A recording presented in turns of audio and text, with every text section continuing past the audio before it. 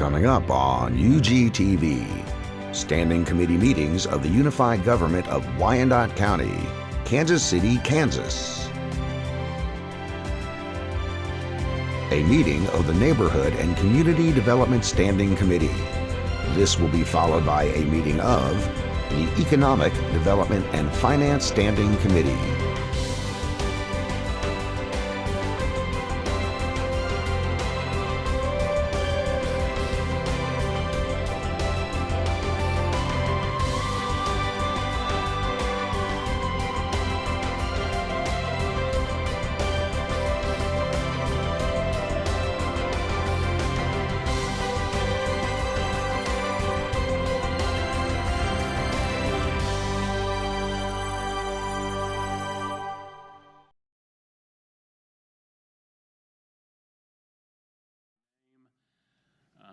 And address us on the topic that we have before us. First item on our agenda, revisions to the May 1st agenda. Would the clerk identify the revisions, please? Are there any? We had a flurry of mail last week, and I mistakenly thought one was on tonight's. But it's on EDF. It's on EDF, so I don't think we have any for neighborhood, but I wanted to make sure. Right. Okay, we have the standing committee meetings from January 30th, 2017. I assume it. Second. Okay. We have a motion and second. All in favor signify by saying aye. Aye. Any opposed? Okay. Next we have, what do we have here? Tree board duties, okay? Who do we have to speak to that? My name is Ryan Hagan with the Legal Department. This is just an ordinance amending the street tree and tree board ordinance. Primarily, it's removing the list of trees that are permitted and excluded from the right-of-way, so that instead of we're creating a separate list that can be available to the public at the Parks and Recreation, in order to give us a little more flexibility in taking trees on and off that list. And then we're changing, harmonizing insurance requirements for tree trimmers to be the same as that as arborists that work in the area as well. If you have any questions, I've got Kurt Souther and Jack Webb here to answer any questions. Without being exhaustive, why don't you give us a list of the most common trees that are now going to be prohibited in the right-of-way? The reason that we really did this is because ash tree is a permitted tree. So we looked at that, and then we got a hold of the Kansas forester, Kim Baumberger, and she's helped us put together a listing. There's like 70 different trees, so I could get you a list of all of them. Are we going to have someone specifically who is knowledgeable of identifying trees that will go out and enforce this ordinance once we adopt it? We do have, Jack, are you going to be having a arborist? Well, I believe is when they put new neighborhoods in, there's a list of trees they cannot put in. That's the main reason for this. But yeah, there will be people out if that's what it takes. Are Chinese elm on that list? Do you know? This might be forbidden. It may have a different name, but it's always been referred to that by either that or a word I can't say, kind of elm. Can we get that You can listing get back you? to me and give me Okay. the answer. All right, that's fine. All right, we have this ordinance. Mr. McKiernan? I just have Commissioner one McKiernan? couple of questions.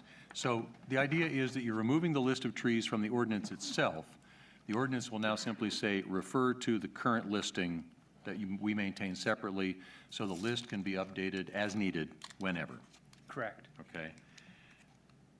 Similar to Commissioner Walker's question, I notice here it says, no street tree may be planted or allowed to grow under or within 22 feet of any overhead utility wire. How do we enforce that? That was a recommendation that we got from the arborists from the BPU. I appreciate that, but how do we enforce? If I plant a tree in my backyard that happens to be 15 feet from the power line that runs down the alley behind my house, who tells me you can't do that? Well, if it causes problems, there is in the ordinance, they can come out and trim it or cut it, the BPU Okay, so can. it's not necessarily you would tell me, but if it caused problems, then this stipulation would say, hey, we can fix the problem, Correct. whatever it takes. Correct. Okay. And- Which does explain why half of that tree that I did plant, closer than 22 feet, is now missing. Okay. And this is, so, you know, the public is listening. I assume that someone will undertake to at least nominally make this publicly available. I know if you want to go through the Code of Ordinances on the webpage, you could probably find it out, but I would think that there should be, whether it be in e-news or somehow on the website, easily found. Yes, and that's a very good point. We plan on having both a flyer, a brochure, and a flyer, and that will be it'll be available on the website with the Parks Department. We'll also have it with planning, and we'll also have it with the Neighborhood Resource Center, and like you said, we can also put it in the e-news. And if, just so the record is clear, again, if this is not an attempt to retroactively remove all trees on this list. No, no. If you have a tree that's 40 or 50 years old, you don't have to worry about the city coming out and making you take your tree down. You just can't plant new trees that are prohibited under this ordinance. Correct, and actually, we've allowed, we have a lot more trees that we do allow, because we've checked with other cities and with the state forester, and we've added a few extra trees than what is on the list right now. Okay, very good. Does the commission have any further questions? Move to approve the ordinance as submitted. We have a motion and second. Would the clerk please call the roll? Roll call. Walters? Aye. Markey? Aye. Townsend? Aye. McTiernan? Aye. Walker? Aye. Thank you very much. Item number 2, security standards for vacant structures. I believe you have been handed a sheet earlier by Administrator Munt. I'll turn this over to you, Melissa, if you're the one that's going to speak on it. I will speak until others need to chime in, so that is how we'll roll with this tonight. Again, once again, we started out an endeavor back in January with SOAR to look at a variety of policies and procedures across the unified government that don't help us with mitigating or working on property maintenance issues or neglect issues of properties. One of the bigger areas that we identified as a critical one for year one of SOAR was the vacancy issue or abandoned structures issue.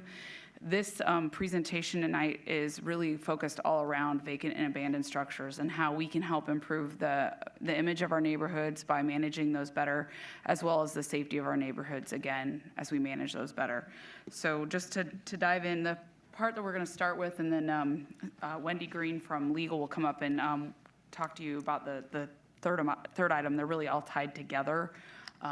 Is on the area of standard of care for vacant and abandoned properties.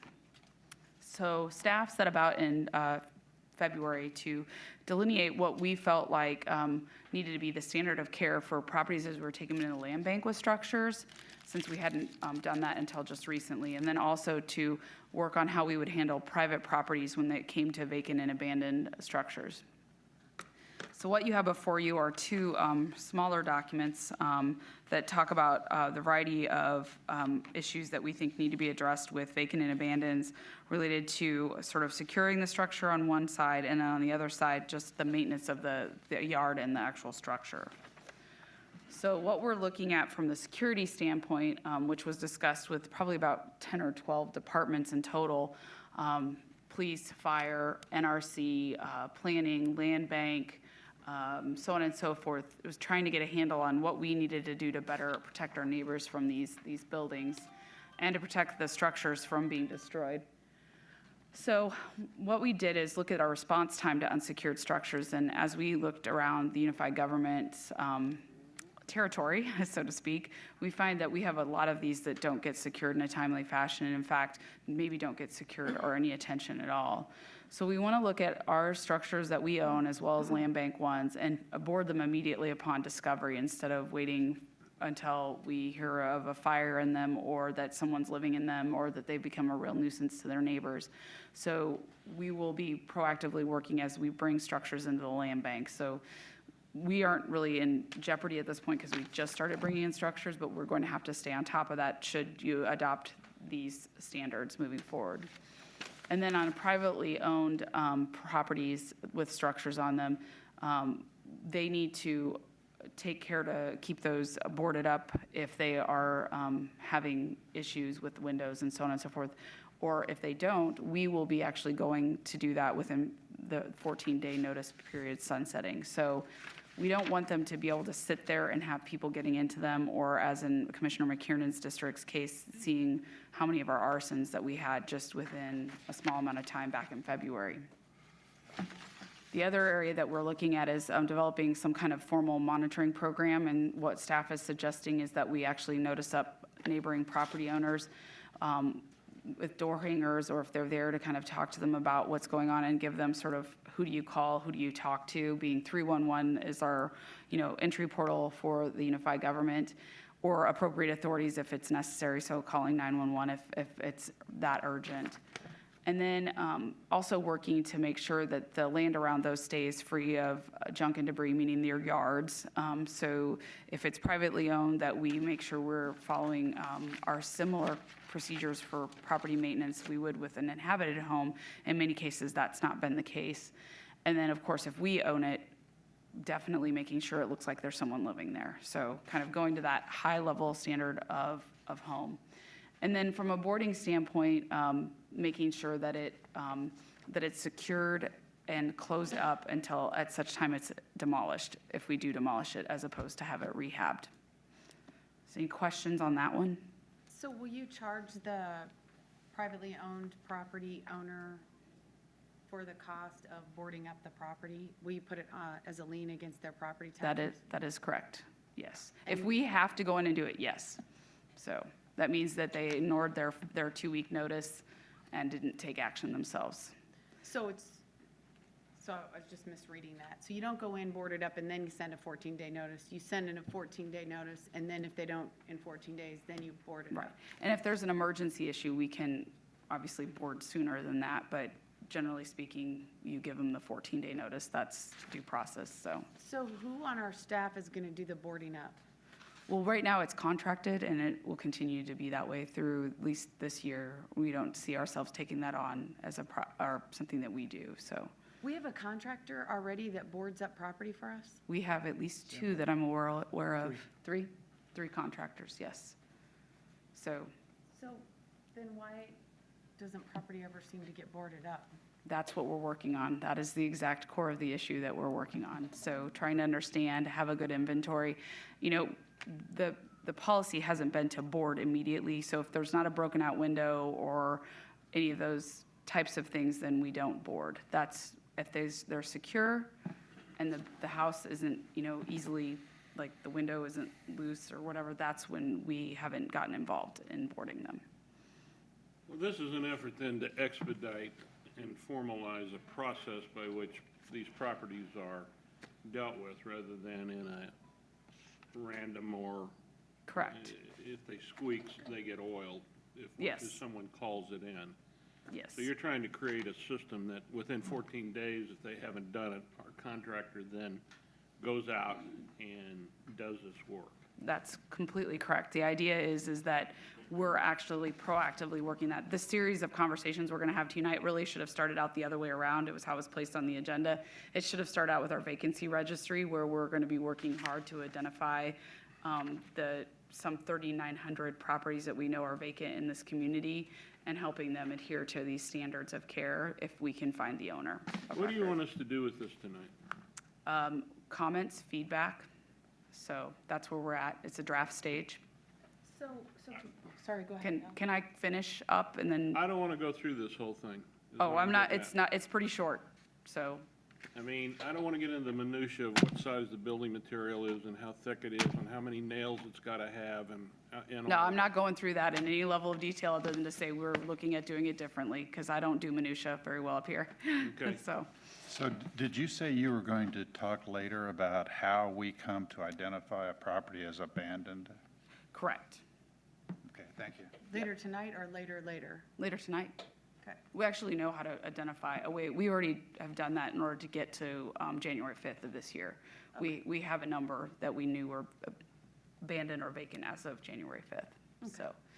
So just quickly here, basically, the other thing that we haven't been doing is spending any time before we have to board something of actually understanding what's happened inside the dwelling unit. So once we've boarded it, no one can see in, and then if it's privately held, we have no right of entry. So we're going to take our time when the windows are off to kind of understand what's going on with these properties so that if our fire or police department have to respond there, that they have some basic understanding and a record that they can get to of what's happening. So having that data will be critical. And then the other thing that we haven't been doing is dressing second floor windows, which is where a lot of people are taking entries on these homes. So we're going to be looking at those before we finish our boarding. If we're out there boarding, we're going to make sure that if there's a window on the second floor that's got issues, that it's either secured, meaning closed, and the lock shut, or we board it because it needs to be boarded. Leaving a window open in a house that you're trying to eventually maybe have in the land bank for rehab just means that weather's permeating in there, and it also is a blight on the neighborhoods. Same thing with doors, enough said there, and then workmanship that is commensurate with the time being spent and the money of public dollars being put into it. Again, just to note here that we're still looking at wood. There are other things out there that staff has looked at, but that we're not looking at changing the boarding from that, but that we're also looking into having them painted a neutral color so that they at least weather better in the neighborhoods. If they've got to be sitting there boarded, we at least want them to look as good as they can. The next part of this is also on how we're going to manage our own vacant properties as well as the publicly owned. This goes back to the mowing conversation that we had a few weeks ago with Public Works and Safety, and we implemented our new mowing program. Basically here that we're going to be keeping the vegetation trimmed and maintained, and we're even spraying these properties now twice a year for weeds to basically help on the mowing side of things. So we want to make sure that we're not your worst neighbor is the goal with our properties, and that ones that are truly abandoned, that aren't moved into the land bank yet, but eventually will be, are getting taken care of as best we possibly can, especially when there's neighbors living right adjacent to them. So when I have an abandoned property in my district for the next 8 months, and I want to make sure that I get the right person, who is going to be the abandoned property czar for us? Well, right now that you would put that into 311, and then it would go over to NRC, and they would log it, and then we're working with Parks on that. Okay, And that's where the processes are set up through all of our software to handle this moving forward. And that has all been changed since the beginning of the year. We've been working through all these changes. So this has been a lot of work on the part of many staff sitting back here behind that are Good. curious to see what's happening. Additionally, just over basic maintenance, we're going to make sure that the address is clearly visible for police and fire if it's our property. Again, just trying to help them fight crime and things in our neighborhoods as well. And then we're going to be watching those to make sure that there's not been illegal entry into those if we truly own them and they are a structure. So that, again, small number right now, but it will grow over time with our land bank changing to doing rehab work. And looking at tarping roofs, again, anything we can do to prohibit these structures from further decaying means that we have something that can be re-inhabited instead of a tear down, which is good for the neighborhoods. And then just basic things like, downspouts and things like that that help basements. Nothing huge or costly here. And then lastly, just a few other things to be a good neighbor, that the gutters are secured. So if we have a property that we actually own, not a privately owned one, we can go after them on the code side, correct? But on our stuff, that we will be just as good as if we had to follow codes, which means that if the gutter's flapping off in the wind, we fix it. If the paint is so peeled off the front, we're at least going to look at the facade. So we're looking at these. We're not sure what the cost is at this point, but we're definitely looking at those as a possibility. And then minor roof repair rather than a tarp if that's a possibility. So again, trying to be a better neighbor instead of a worse neighbor. And that is all I have on that side of things. We will be coming back with like a final policy that will actually go along with the vacancy registry ordinance, which Wendy's going to talk about. Anything else you wanted to add on that, Tib? On the last slide, there was a mention of posting a no trespassing sign, which is part of our discussion with the police department. They have trouble acting if there is no proof that you're actually trespassing. So that will make a big deal on their being able to deal with people on the property. And that is Mr. McKernan? UG-owned property, not privately held. Well, I will look through these draft statements in a little bit more detail and give you some feedback, but I appreciate the work that you have done and are doing on this, because as I'm sure I've told every one of you who's here, these vacant properties are neighborhood killers. And I really appreciate our efforts to secure them. I'll give three just little examples about why I think this is a necessary approach from our point of view.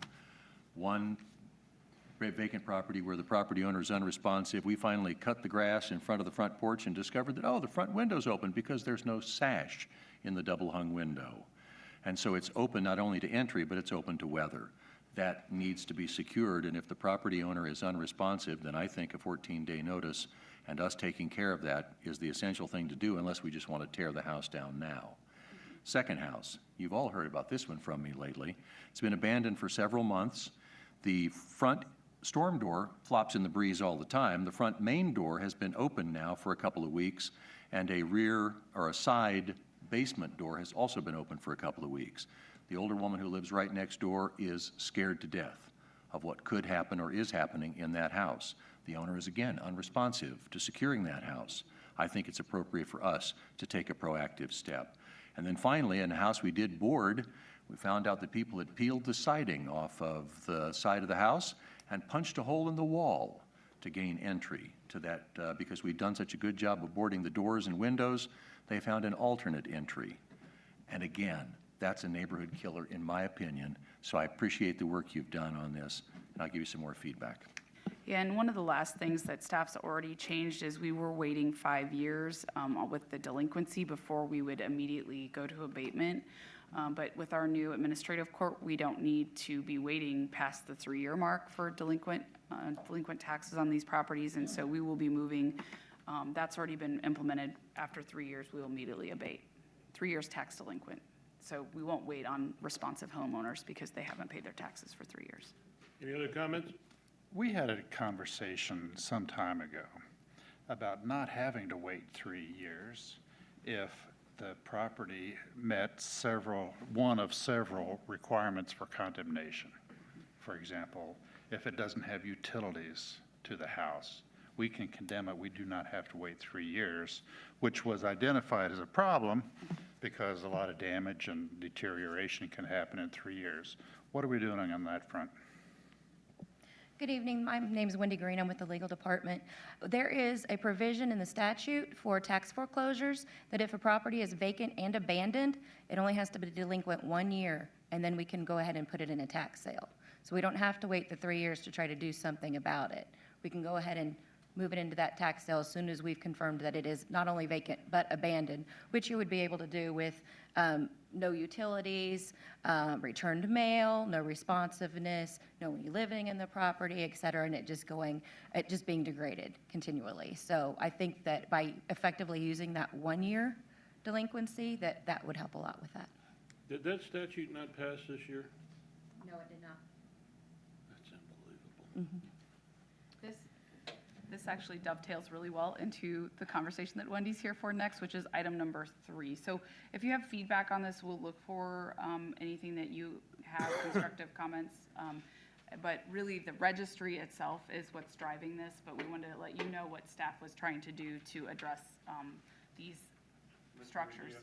So I just have 2 comments. One is, what do you, the only example I can think of this is, this house in Brian McKiernan's district. It's green, it's on 18th Street Expressway. I called you about it, Brian. I don't know the exact address, but Doesn't exist anymore. 55 South 18. is it gone? It's gone. It's gone. Okay, yeah, so what are we doing about those homes? I mean, the whole side of the house was laying on the business next door. I mean, there's no way to board that up. So what is being done in the way? We have a number of structures that are sort of half burned and, the porch is sagging in the middle. I mean, they just are, what I would view as a public safety hazard. What are we doing with those? I'm going to go ahead and give my best shot at answering this. I'm desperately looking to see if Greg Talkin is back there, and he is. And Wayne. So our demo list is moving again. Finally, we had a large snafu with some tribal notifications through using the federal dollars. So part of what we're doing, one, is going to work really hard through this budget process with yourselves as commissioners to no longer have CD dollars, meaning federal HUD dollars, as demo, because the notification requirements seriously slow up the process. But now that we've worked through that, we are going after those. Clearly, our 188 that we show on the demo list probably isn't comprehensive. In fact, staff knows it's not. But we are working to move through those, and obviously burnt structures and ones that are leaning are top priority. The particular one that you're talking about is a different situation in which we had someone still living in it and refusing to leave. So, but that person has since moved, obviously, and we've taken down the structure. But I will go ahead and let Greg Talkin, if he's wanting to speak, talk. Thank you. Good evening. We do have several processes when it comes to the condition of a property. Our normal process is the urban renewal, which can take, when you take funding out of the equation, can take up to 8 to 9 months to complete the legal process. We used to have another process, which was a 10-day process when there was issues such as fires, collapsing, in that nature. The state law changed on that. It provided some barriers that were in place, but we're currently working with legal to get that back into place, and we're actually using that again. So if you have a condition that's back on private properties, not subject to falling on public right-of-way, we can generally try to get those down in about 3 weeks to a month. After we still have to do environmental issues and things along that line. Now, if we have one that's on the public right-of-way or going to fall onto somebody else's property or structure immediately, we have provisions to do that even sooner. Just like Melissa alluded to on this one on 18th Street, everything that could go wrong with that one did go wrong. Every time we tried to make a move to get that one down, police had to be called because these owners kept going back in there. And they were just problematic. They could have been subject to arrest, but the key is we wanted to get the property down.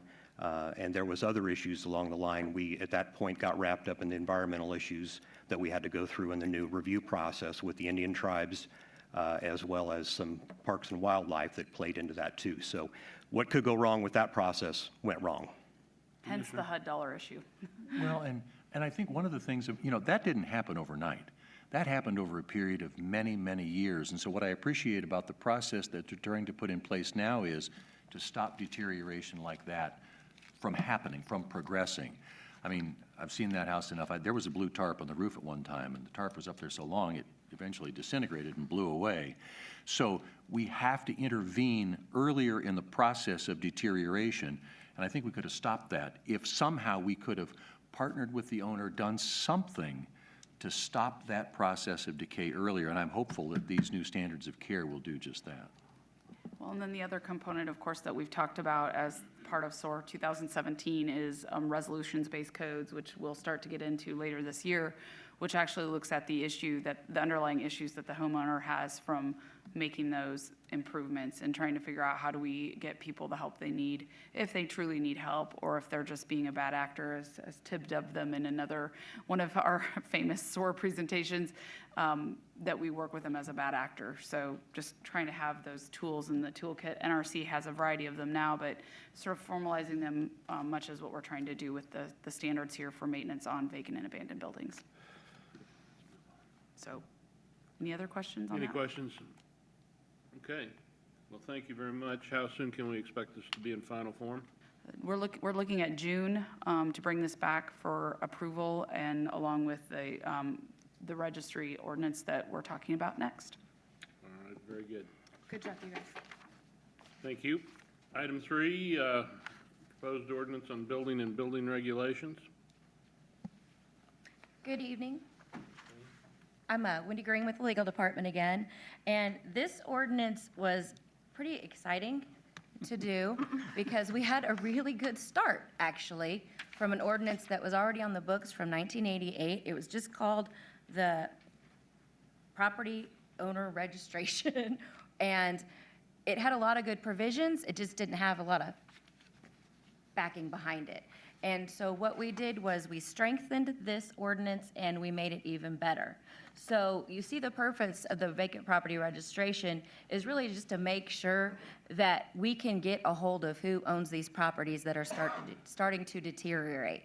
But our ordinance goes a step further by saying that if you own property in the unified government area and you do not live in it, whether you live someplace else in the unified government, you need to register, because we need to know how to find you. And if you don't live within the unified government and own property here, then you need to designate someone here that we can find. So if there is a code violation or something where we have to be able to serve somebody summons and they have to be able to accept it, then we need to know who that person is for you. So we go a step further and try to get these properties before the vacancy even begins by finding out who owns these properties and how can we get a hold of you if the decline starts. So that's what I liked originally about the ordinance that we had. It was trying to capture owners of properties that didn't live in the properties or live in the county, but we gave it more punch by saying, if you don't live in the property at all, we want to know who you are. So that was. We have a similar provision for bar ownership that requires a local designated agent if you're a out-of-state corporation. And the problem is, I own property. I live in California, but it's here in Wyandotte County. What are you going to do to make me register? And what can you do? Well, that's where we didn't want to institute a registration fee because I didn't really see the point of charging people to do something we really wanted them to do, but we can find them. And so that's why you have the first section. This ordinance kind of reads backwards. The violations and penalties are at the beginning, and then the meat of it's towards the end. So the violations start.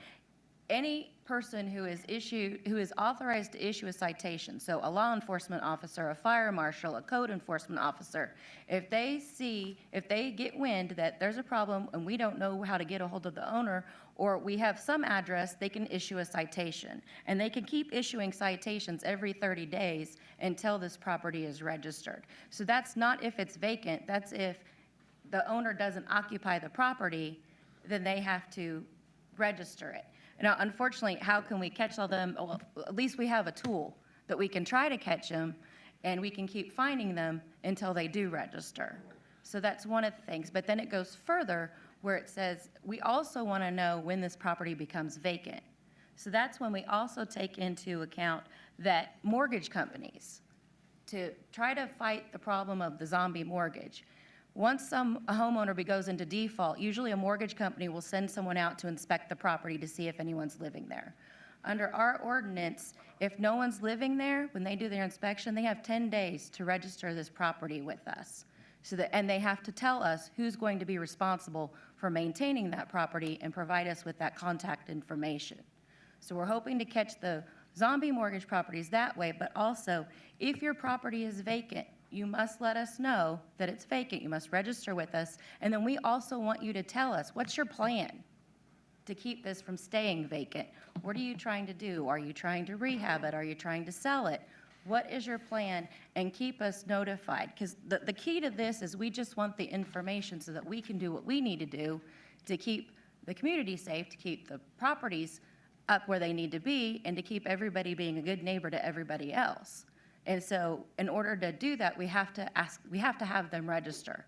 So it's not please, we'd like them to come in and register, but if we find out they haven't, then we issue the citation and we fine them. And we keep fining them up to $5,000 until they do register with us. So now we can serve you with the summons for the code violations, and now we can keep tracking you and hounding you until something is done with these properties. Well, first of all, good luck. I hope this is successful. I do. You know, the hypotheticals are just running through my mind. I own a piece of property and I'm renting it to my brother-in-law who lives here, okay? He's not the one that has the authority to register it. I live in an out-of-state jurisdiction. Your misdemeanor summons is no good by mail or even, I'm not even sure whether you can get direct service on somebody. So you're levying all these potential costs against the owner for violations, who's never had his day in court, so they're just speculative. So you really don't have anything that you can assess against the property like a tax lien, unless somehow this was you found authority in the statute for this to be a civil tax lien against the property for each failure, so that theoretically, at least, at some future point, you would recover it. I think you're going to find a lot of resistant persons out of state to registering their property. I hope I'm wrong. I hope because it doesn't cost them anything and they just have to sign a piece of paper. But I think we're going to have some failure to registers that we're not going to be able to compel. But again, I do really wish you good luck with this. It's better than having nothing, and that's what we have now is nothing. So, Absolutely. And we do also have provisions. If you're a rental and you are, have your rental license, then that already takes care of it under the code. So we don't have to have you, we would like you to also register, but you would be exempt under this if you're doing what you're supposed to do under the rental licensing code. So we're hoping that you do one or the other. yeah, I hope I do. Okay. So Commissioner? this gets back to my question of when and how we learn that a property is abandoned or vacant. And, you know, we have, I suppose, a relationship with the BPU that we could know when utilities are no longer provided to the house or, but it just seems like it's word of mouth or neighbors telling us it's vacant or something. Is that really the process? I'm going to let Tib take this one, but we've already assessed this with U.S. Postal Service and BPU data. Right. We do, we cross-reference the BPU data now. We also quarterly get the Postal Service vacancy, the places they've stopped delivering mail to. So we can cross-reference that with our database of property. And then we can visually do a site inspection to see if it's vacant. We know not every place that, not all of the 4,000 vacancies that the post office reports to us are actual vacancies or abandonments. Some of them are just seasonal. But it's a good starting point to know where to go. But word of mouth could keep us in business for the next 5 years. Every time we go out and talk about sewer someplace, there are people right there to talk about the vacant houses on their block or around their block or their neighbor's block. So we have probably far more than we can get to in any reasonable sort of time. But much like the tax sale where people are finally starting to take us seriously, that we will take their house and now they're paying their taxes, the more people who register because we find them or find them, the more likely we are to get the momentum going of people actually participating. Commissioner McKiernan? No, let him. Oh, I'm Well, sorry. it just seems like, you know, with this 14-day notice, there is a date certain that we, as the UG, somehow come to the conclusion that as of this day, we are saying this house is abandoned. And who is it that actually makes that determination?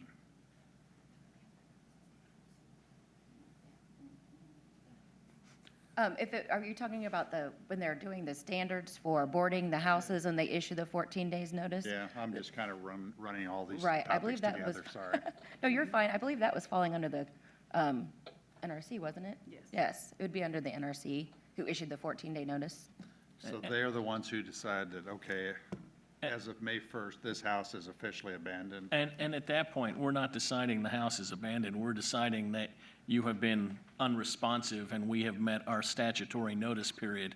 Now we're going to act because you're not acting. We've given you your time to act.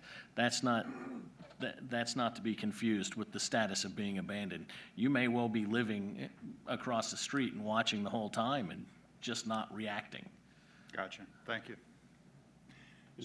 Go ahead. I have some questions, Mr. Chairman, whenever it's appropriate. Proceed, Commissioner Townsend. Thank you. Go ahead.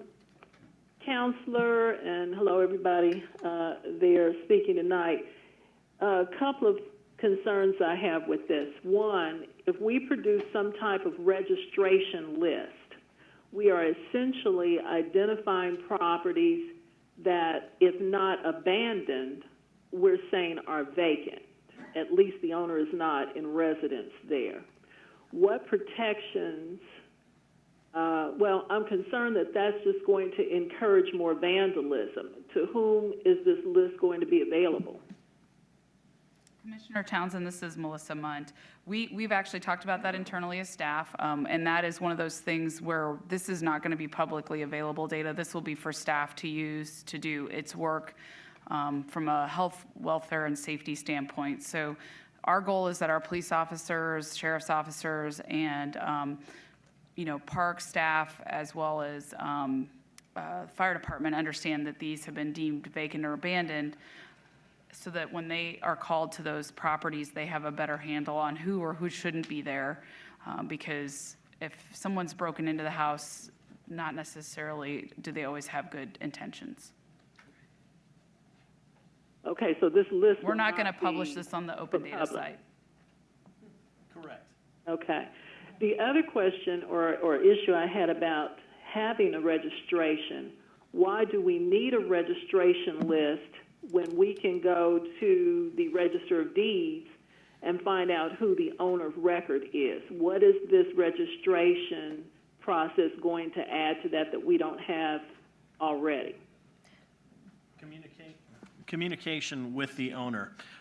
There's also no requirement for you to register a deed. Many of the problems we see in delinquent real estate come from the fact that people who inherited a house possibly decades ago have never bothered to go down and register their deed. So we don't have current contact information for them. And when you register a deed, you're not required to provide us with contact information. So the Register of Deeds does not provide us the resources of information that we would like, which is why we have a very involved process when we are abstracting a title to find the owners or interested parties. We have to go through a very extensive, basically a skip trace process to try and find anybody who's been tied to this property. If people would just tell us where we can reach them, we would have a lot fewer problems. But our biggest single problem, especially on these vacant houses, is a lack of a good address to contact anyone to get to even have a conversation about the responsibility. And the funny thing is the connection back to demolition. Those two just tied themselves right together. So you see how each one of these issues we work ties into another issue, another constraint. So when we have to do notice for demo, Greg Talkins' folks are dealing with this exact issue that we deal with on the delinquent real estate side and are working with on this registry side. Commissioner McKiernan? Well, what percentage would you say of properties that you look to identify the owners on aren't registered, or that this deed, that this registration would cure? Do we have a significant number of properties that we cannot find the actual owners through the registrar's office on? Easily half of the 4,000 that we know are out there, vacancies, we very unlikely we have a good address or contact information for. People are very bad about updating this data. We get thousands of returns on our tax notices. We just, one of the biggest problems in our entire system touching taxes and back taxes is the lack of good contact information. Okay.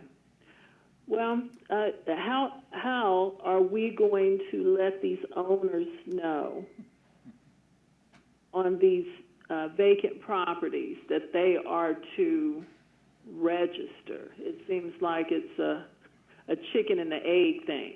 For instance, if there are some vacant, in this case, not only vacant, but by every definition you could think of that would equate to abandonment, the property's abandoned, and you may have 3 owners in the family or who have some legal right to it. How are those people going to know that they need to come in and register? Good evening, Commissioner. This is Wendy Green. I think that goes back to, we have to use what addresses we do have of record. If it's noticed that a property is vacant and it hasn't been registered, then we send them a notice that you're going to be issued a citation if you don't come in here and register this property. That might do it. If not, then I think that's also a good basis for our determination that, yep, this is abandoned. We can start that 1-year clock to make sure that we don't have to wait 3 years when nobody's paid the taxes. It's abandoned, it's vacant, we can throw it into a tax sale. And just from my experience in doing the 3 tax sales that I've been in, sometimes that's all you need is that summons. And that puts a fire under people to figure out, okay, now it's time to do something with this property that we inherited, whether it's just let the county take it back or we'll finally finish the probate that we were supposed to finish 5 years ago and finally do something with this property. So again, it has to start with the information that we have of record where we let them know it's your responsibility to register this property, and if you don't, we'll issue a citation. But so unfortunately, there's not a great answer to that, but we have to try to do what we can do. And that's the start of it. The other goal is also our communications piece with SOAR, Commissioner, and we definitely will be, once the commission, if they choose to approve this, we will be doing information out to the public through the Citizen e-News on this program, and then, of course, talking to our neighborhood groups and just letting people know about the option to report vacant properties to us. And where will this registration take place? If someone is going to register, where would they do that? The enforcement of this, it goes with the codes office. That's actually where the original ordinance started, was with codes enforcement. So it would start with them as well. And there's a later implementation time in here. Right now it says if after August 1st of this year, that you haven't registered your property, then you have to register it. So that does give us some time to make sure we've got all the bugs straightened out so that when people start to register, we can tell them exactly where to go, how to do it, and this is the form. It's not, in the ordinance that was provided, that's just the provisions that we changed. What we didn't have to change was the actual contents of the registration statement from the original ordinance because it was good stuff. It had everything that they needed to put in a registration statement where we could find them, we know what property they're talking about, and we know who to contact if they're not local, that we can contact that person. I wonder who was chief legal counsel then? Commissioner Townsend, are you still talking? Yeah, well, I just wanted to say, I guess, enforceability, some of the things that you made reference to earlier, Commissioner Walker, I had with this. I guess my biggest concern has been allayed that this is not going to be a public record so it doesn't become a shopping list for vandals. That was a big concern of mine. And then there are just some other more detailed questions I had about the language that I won't get into here. I'll just follow up with Councilor Green and give my comments on that. But I think my biggest concerns and questions have been addressed. I still have some concerns about enforceability and the practicality of it. I know what we're trying to do, but we'll just see how it works. All right, thank you. Thank you, Commissioner. Commissioner McKiernan. And I just wanted to point out that many other cities, we are not doing this as the first out of the box. We're not the Lone Rangers on this. We are taking a cue from many other cities that have already implemented and have a reasonable degree of success with an ordinance like this. And so we're going to continue to learn how to refine this ordinance over time. but we are taking a lead from other progressive cities that are dealing with the very same blight issues we're dealing with. We may have been first out of the box back in 1989 if we had started utilizing the tool, but Syracuse and DeKalb County, Georgia have had fantastic success. Everything we've put in to update the ordinance comes from someplace that is using it very successfully. We studied what other people are doing. There is nothing novel or unique to us here. All right, anything else from any commissioner? Thank you very much. Look forward to the final Actually, draft. I think they're requesting approval of the ordinance as Are you, submitted. you need our approval tonight to move it forward? Okay. Yes, I thank would you. move to approve the ordinance as submitted. Second? We have a motion and second. Would the clerk please read the roll? Aye. Aye.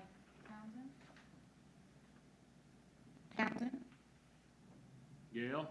No. No, not in this final form, not in this form. Aye. I'm going to vote aye, so it'll move forward, but I have some concerns as well. But we can address those as we go along. Thank you. Thank you. Next, we have one of the fun topics for our agenda, the land bank. And we have Mr. Slaughter in the hot seat.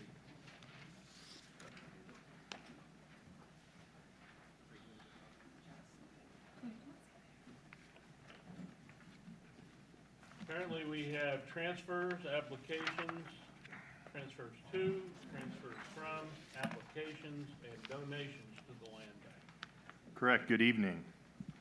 Are there any concerns on any commissioner's part about any of these properties and the proposed disposition?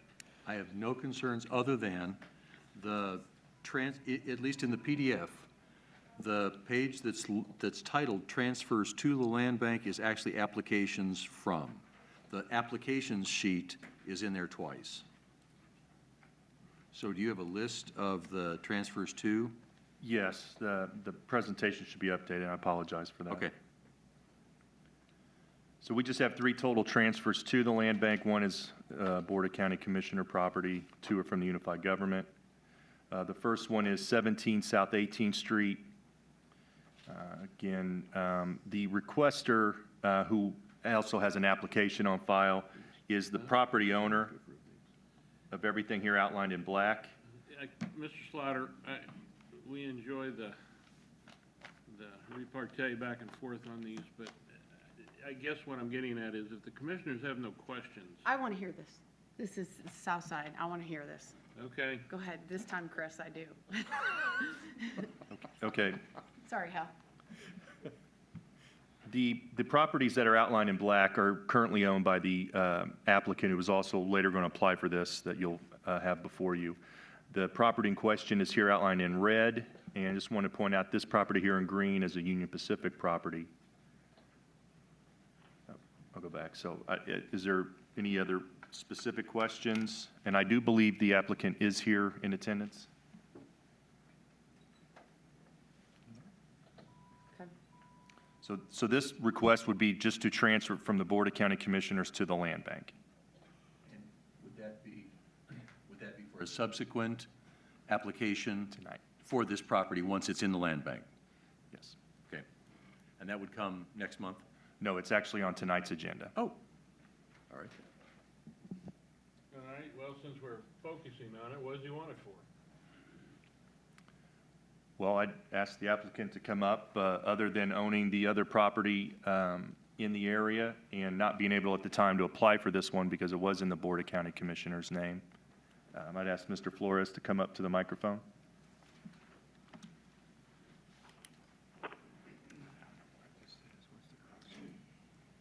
Hello. The only reason why I want to purchase it is just to have that property right next to mine. That's it, just to extend my land. Are you planning to build anything on it? No,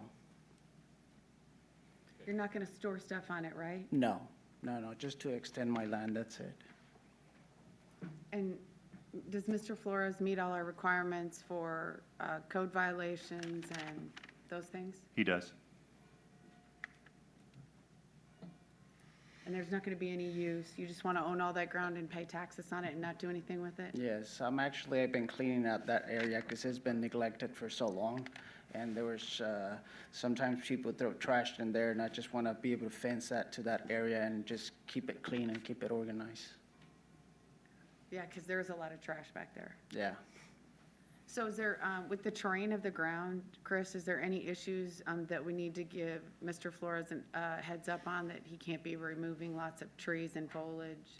Are there any underground springs or anything there that could cause some sort of, I know that the wall on this street on the other side has fallen in several times and Public Works has had to go clean it up out of the road. So when we start removing trees from a forested area like that and it's on a slope, sometimes that can cause irrigation or erosion issues. I have not visually inspected the property, and I was unaware of any kind of issues that could come from that. This could be something, if we want to take to Public Works to get their opinion on, we'd be happy to do. And then we can just bring it back next month. I guess the question is, would you still consider the transfer to the land bank, and then we just would hold his application, or do you want to just stop it right here? Yeah, so Chris did a great job. He sent me this in advance of the meeting, was asking for some input on it. I had a lot of questions based on that email, and one of them is, yeah, I think when you have property like this, especially in East Argentine, that area around 18th Street Expressway as well, the terrain of the ground there, I mean, you have hills, you have a giant hill right there, and then just Ruby and Metropolitan are at the bottom of the hill. And we've had lots of issues with hillsides moving forward into the street. So I don't have any objections to Mr. Flores owning the property, but for his own safety and for the safety of his neighbors and their property, it'd be great if we could just approve it moving into the land bank tonight and then bring it back for Mr. Flores' application after Public Works has had a chance to look at it. Sure. So I'd make that motion. Is that clear enough? Second. Well, so basically, are you making a motion to approve the transfers from the land bank, or are we gonna go from each? To the land. To the land bank. Okay. Yep. Yeah, All there- right, so we have a motion and Thank you. second to approve You're the transfers to the land bank. Would you please read the roll? Roll call, Walters, Aye. Margia, Aye. Townsend, Commissioner? Townsend? Aye. McKiernan, Aye. Walker. Aye. Next, we'll take up applications to acquire property. We have 10 applications, 7 property acquisitions, 2 are yard extensions, and we have a single-family construction request. We'll go into the 2 yard extensions. We have 1031 Haskell Avenue. The requester's next door at 1035. We also have 268 North 35th Street. The requester lives next door at 262 North 35th Street. I will say that the map is showing a house on this. That property has been demoed. We received it last year, and as soon as we inspected it, we realized it was unsafe, and it has been demoed. We also have some property acquisitions. We have 1915, 1930, 1931, and 1936 South 41st Street, and 1919 and 1929 South 42nd Street. Mr. Bequette is also, I believe, still here in attendance. Similar to the last situation we discussed, maintain, clean the property. The property just to the north, his house is located right here, and the property to the north was purchased, it was approved last year and was purchased through the land bank, I believe last month. Some stats on the appraised value and potential taxes for those properties. And then, of course, this is Mr. Flores, and we'll just go ahead and pull that for tonight and not have it be for consideration. Do any of the commissioners have questions? Yeah, I think we had requested in the past that when one person wants a great number of lots, we ask for some sort of indication of what their intention is to do with those lots. Do we have anything on that? He has indicated to me in writing that he wants to maintain the property, keep it clean, keep the trash dumped. That's why we've also invited Mr. Paquette here to speak on his behalf. Have you decided that these lots have no commercial value as developable lots? I would find it hard to be able to find someone to develop these. Are these properties affected by the underground mines in that area? I believe some of them kind of maybe touch in that area. It would be close, I believe. So no structures can go on them anyway, correct? To my knowledge, no. Can we have a review of Public Works on that property as well? I have no objection to the property transferring. I just want to be assured that we're not setting up citizens in a bad situation or their neighbors. Sure. Well, I agree, but I don't think we ought to hold up these applications. Mr. Paquette has acknowledged, at least by nodding his head, he's aware that this is undermined and is taking it subject to that. I think when the transfer is completed, legal and Mr. Slaughter need to have some type of provision in the transfer document or the deed itself that clearly eliminates us from any liability. I mean, I don't think we're selling this particular individual what is it called? Can't even think of the word. Pig in a poke here. I mean, he knows what. That's the word. Well, it's an expression. Sorry, Jim. So I don't want either he nor, if he were to eventually sell this to somebody else, which is possible, you know, it needs to be a matter of record that, you know, we're not in that. But unless you see some other reason to hold this up, I think we should move it forward and let legal protect us from future liability. Yeah, I'm more worried about Mr. Paquette's issues. Have you consulted with anybody about the limitations on this ground and that in certain areas over the mines, a structure can't be built? And are you aware of what's involved in underground mines and what can happen there? And well, I'm aware that things can't be built on it. I mean, yeah, so my concern is more that when these people take this property, though it seems to be with good intentions, and I have no objection to it, it would be better if Public Works could sort of brief these people on what can happen on this property and what can't happen. Well, what happens is it caves in like it has up on 42nd and Gibbs Road, where nothing can be built up there on that corner lot, which would be a great lot for housing, except there's a big hole in the center because it and houses across the street when I was a youngster, which was a long time ago, one house went completely down into the mine. And so if you live in that area, you must be aware that at any given time, it could collapse on you. And it has been mapped, the whole mine has been mapped by Murray Rhodes, who is a local surveyor who has a map which shows all the properties that it is underneath. So I just want administration and legal to make sure that there is a paper trail so that Mr. Paquette and his subsequent purchasers, all people die, so one day this property is going to belong to somebody else. There needs to be of record an indication that some of these properties are undermined. That seems to satisfy. I think we're saying the same thing. I just want him to be fully aware of any disclosures that need to take place on this property. And I'm in no position, I'm not an engineer by any means. So I just think I have no objection to you having this property. I think it should move very quickly, but I'd like you to meet with our engineers at Public Works, just to kind of brief you on what can happen there, what are the responsibilities as a property owner there. So if you don't mind, and then Not at all. it's just another safety net, and we can acknowledge it on the paperwork that he's been briefed by our engineering staff about the do's and don'ts of property like that. Okay. All right, motion to approve the applications.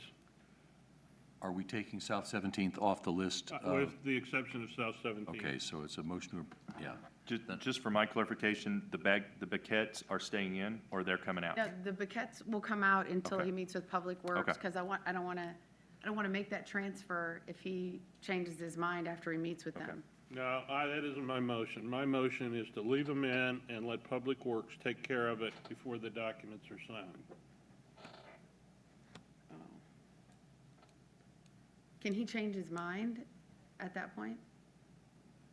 After tonight, can he change his mind? To not take them? Yeah. I mean, we're not going to force him to buy them. Okay. Second. Okay, we have a motion and second to approve the applications with the exception of the 1718 South 17th Street. Would the clerk please read the roll? Roll call, Walters? Aye. Murgia? Aye. Townsend? Aye. McKiernan? Aye. Walker? Aye. Next, we have transfers from the land bank to the UG. Any questions regarding these properties? These properties were tax delinquent. We moved them over to land bank to abate the taxes. As you can see, they're right there on the corner of 7th and Minnesota, right, basically our bus transit area. So we're going to transfer them back to the UG. We'll get the plat map filed. But as far as the taxes being abated, that has been completed. Move to approve. Second. Would the clerk please read the roll? Roll call, Walters? Aye. Murgia? Aye. Townsend? Aye. McKiernan? Aye. Walker? Aye. And lastly, we have two donation requests. 3721 Waverly. This requester originally purchased a house there to rehab. I had a tough time going with it. Eventually, the property was burned down. He wants to give it to the land bank and hope that it, is used for some sort of positive public purpose. The other request is 2905 North 13th Street. It's the property outlined in black there. This property was purchased from the land bank in April of 15 for a yard extension, and he came into our office, says he just no longer wants the property. Move to approve those two I have a donations. I have a question about the present condition of, are there weeds? Is it overgrown currently? What state is it in that we're accepting it back, or the proposed that we accept it back? What does it look like now? We can go out and check on that. Normally, we don't go out and inspect them, but I would imagine it's probably in a similar condition than the picture shown here. Grass. But we can check on the completeness of the maintenance of the property. I have a novel idea. If we had a drone with somebody that could operate it, we could fly that drone out before we have our meetings, every standing committee and otherwise, and take photos of these properties, and have those photos ready to put up on the screen. But I can't seem to get anybody in administration to see the benefit of drones, although they're being used all over the country. I know people who own drones who fly them and take photos of other people's property. And we know who those people are. And other people. So I think maybe Doug Bach, when he's looking at his budget, might consider that it would be highly convenient to have a photo of this piece of property so we would know the condition of it as of this afternoon. And you know how long it'd take to do that? It wouldn't take very long at all with a drone. But hey, I'm kind of kooky, So, okay, we don't really, Commissioner Townsend, we apparently do not know as of this afternoon what the condition of this property is in. Is So I'm going to assume the that donor in attendance? Huh? Is the donor in attendance, the would-be donor? I do not see him, Commissioner. Okay. What happens if And we he say, said he what happens just- if we say he no? just- The property is still his. Well, it wouldn't be unusual. I'd like to have the person come back and make sure, as of the time they come back, that we're not accepting another lot that I'm going to get calls on because the grass isn't cut, and just a more detailed explanation of why he no longer wants this property. It didn't sound like it was too long out of the land bank. So I move that we take this one off until the next month and have the would-be donor come before us and give us an update and someone look at that property before we vote to take it back. I think we can, without a vote, just delete it from the agenda that we're going to approve and ask that it be tabled or brought back at the next meeting, Commissioner Townsend's request. So you'll just make a motion on the first property? We're just going to then approve the donation of 3127 Waverly. That's fine. Thank you.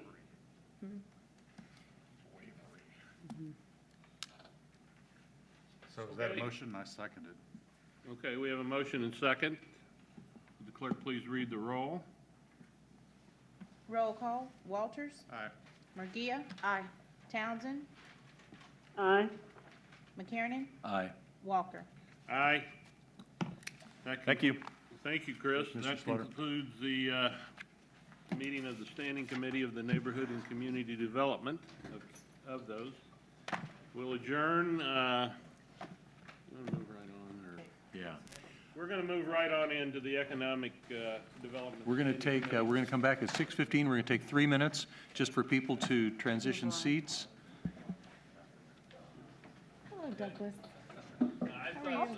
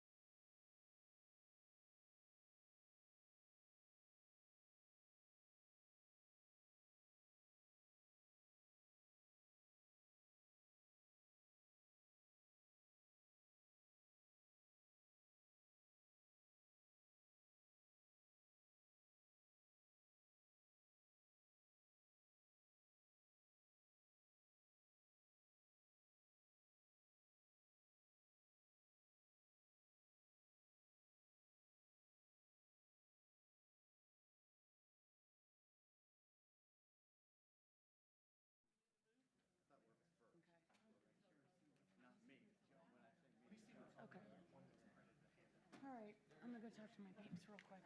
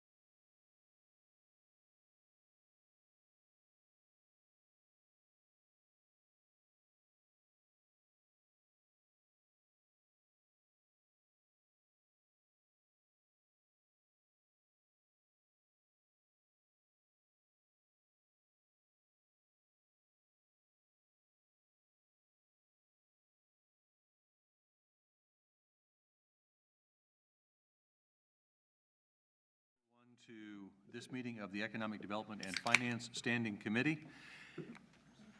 Public comment is welcome on any item that does come before the committee. If you'd like to comment on any item, when it is up for discussion, please either get my attention or the attention of any member of the committee. You'll be able to come to the podium in the middle of the room, and you'll have up to 3 minutes to make your comments to this group, and they will be comments if you make them. And so we also ask that everyone present please be sure to speak as directly as possible into a microphone for accurate recording and broadcast purposes. And so we'll ask for the roll call, please. Roll call. Alvey. Here. Walters. Here. Murgia. Here. Townsend. Present. Walker. Here. McKiernan. Here. Want to make sure that everyone's aware, we originally had a blue sheet and then a pink sheet. Some information has come out after this agenda was initially published. The first thing we had was an addition of an item number 6 to our committee agenda, which was a resolution to set the public hearing for the Argentine fast food shops. We got some additional information regarding that item that came out at about 5 till 5 tonight. So there has been some additional items, and those should be what were distributed to everyone here with the pink sheet. So we should have now on the table, and I have on my computer, all the additions for the Argentine fast food shops, which is now item number 6. The other change to our agenda is that item number 4, the presentation by Casey Digital Drive, is going to be postponed. Unfortunately, Mr. Deacon had a family matter that prevented him from being here tonight, and he will get together with Mr. Howes, our Chief Knowledge Officer, and they will come up with a date when he can come back to present to us. So as of right now, item number 4 has been struck from our agenda. So Commissioner McKiernan, does that mean the fast food deal is the only thing on the agenda? No. No, it now moves from number 6 up to number 5. Okay. Why am I only seeing, okay. So, our first item of business is to approve our minutes from the meeting of January 30th, 2017. Move approval. Second. It's been motioned and seconded. All in favor, please say aye. Aye. All opposed, same sign. Those minutes have been approved as submitted. That does take us then to our committee agenda. Item number 1, which is for information only, is a report on budget revisions submitted by Mr. Lindsay. Good evening, everyone. Finance is reporting budget revisions that exceed $50,000 that are considered emergencies that have recently been completed. There were 4 budget revisions that were completed that were over $50,000. One was in the elections office, one was in the police department, and 2 was in the sheriff's department. They total approximately $332,000. Are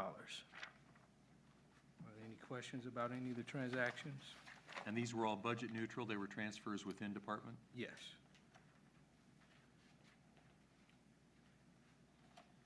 Do we approve this? No, this is for our information only, but at last month's meeting, we had asked that we get more timely notice of these budget revisions, and so that they don't get saved into a quarterly report, that we know about them early, so that just in case there are any questions that we have or direction that we might have for staff, we can give that earlier. So at this point in time, if there are no questions or comments, we thank you for bringing the information to us.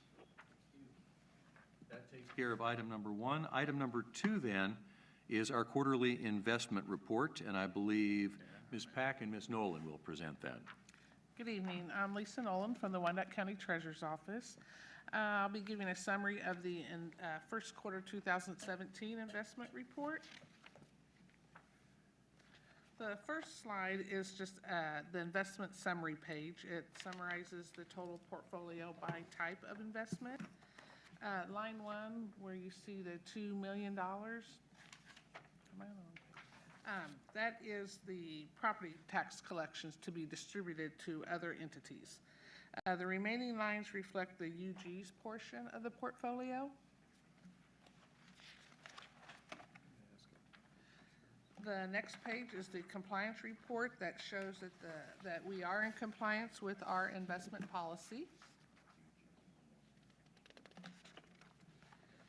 Page 3 is a detail by issuer or banks are by federal government agencies that issue the various securities. And page 4 is transaction details, listing the transactions that occurred during the first quarter of 2017. There were no new purchases, or there were no calls or maturities either. There were the overnight investments is what you see on this page. Is there any questions about the quarterly report at this point? I have a question. Maybe it's for Ms. Onatson. What is the total of our idle funds at this point? The total of our what? What, Oh, idle. idle funds? All right, so if you go to the first three What you slides call up. idle funds? Oh, I didn't hear your word, I didn't hear the word idle. Oh, Sorry. The total is $186 million as of March 31st. but are these funds committed for expenditure? Yes, they are, either current expenditures or future, or for reserves, yeah. Would you and Mr. Lindsay arrange through my secretary a meeting with me it doesn't have to be this week, but over the next couple of weeks? I have a number of questions, and I've got some budget issues that I intend to raise, and I'm receiving input regarding money, and I want to get clear before, so Okay. whenever it's convenient for you and Mr. Lindsay. Thank you.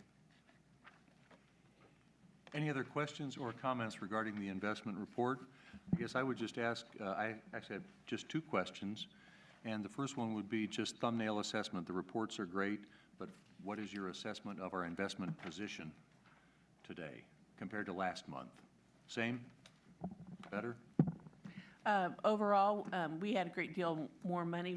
We are also in charge of holding the funds related to property tax that we collect on behalf of the other entities in our county. And so this past month, that distribution went out. So as a result, the total cash level dropped by, if you look on the last slide, it dropped by about $64 million. So those are the distributions that went out to the other entities like the school district and the community college and, yeah, and Bonner Springs and other cities. So. Thank you. My other question is this a treasury thing? It is. Today's a red day, the last day of the month or the first day of the month. As you know, motor vehicle is a little bit busy. So this is an initiative in the Treasury office to motivate staff to kind of pull this all together as a team. So the supervisors bought shirts for the staff that we can kind of encourage them to do things the way we do it. So it's part of an overall customer service improvement initiative. Yes. I love it. And motivation, and employee motivation, which of course turns into customer satisfaction. I love it. One last thing, I wanted to give an update on the local emphasis. Per the local emphasis section of the investment policy and the resolution adopted at the April 6th commission meeting, letters were sent to all banking institutions in Wyandotte County asking them to certify in writing that they are interested in bidding on UG investments, that they are eligible financial institutions per Kansas statute and the UG investment policy, and that they will comply with our investment policy. We also offered to invest $235,000 with each bank for a term of 1 year if they will make the investment at an interest rate equal to or greater than the rate defined in Kansas statutes. Those letters went out a couple weeks ago. They have until May 19th to respond. Well, I for one have been an advocate of the local banks, especially banks that are headquartered here, and I'm glad to see this.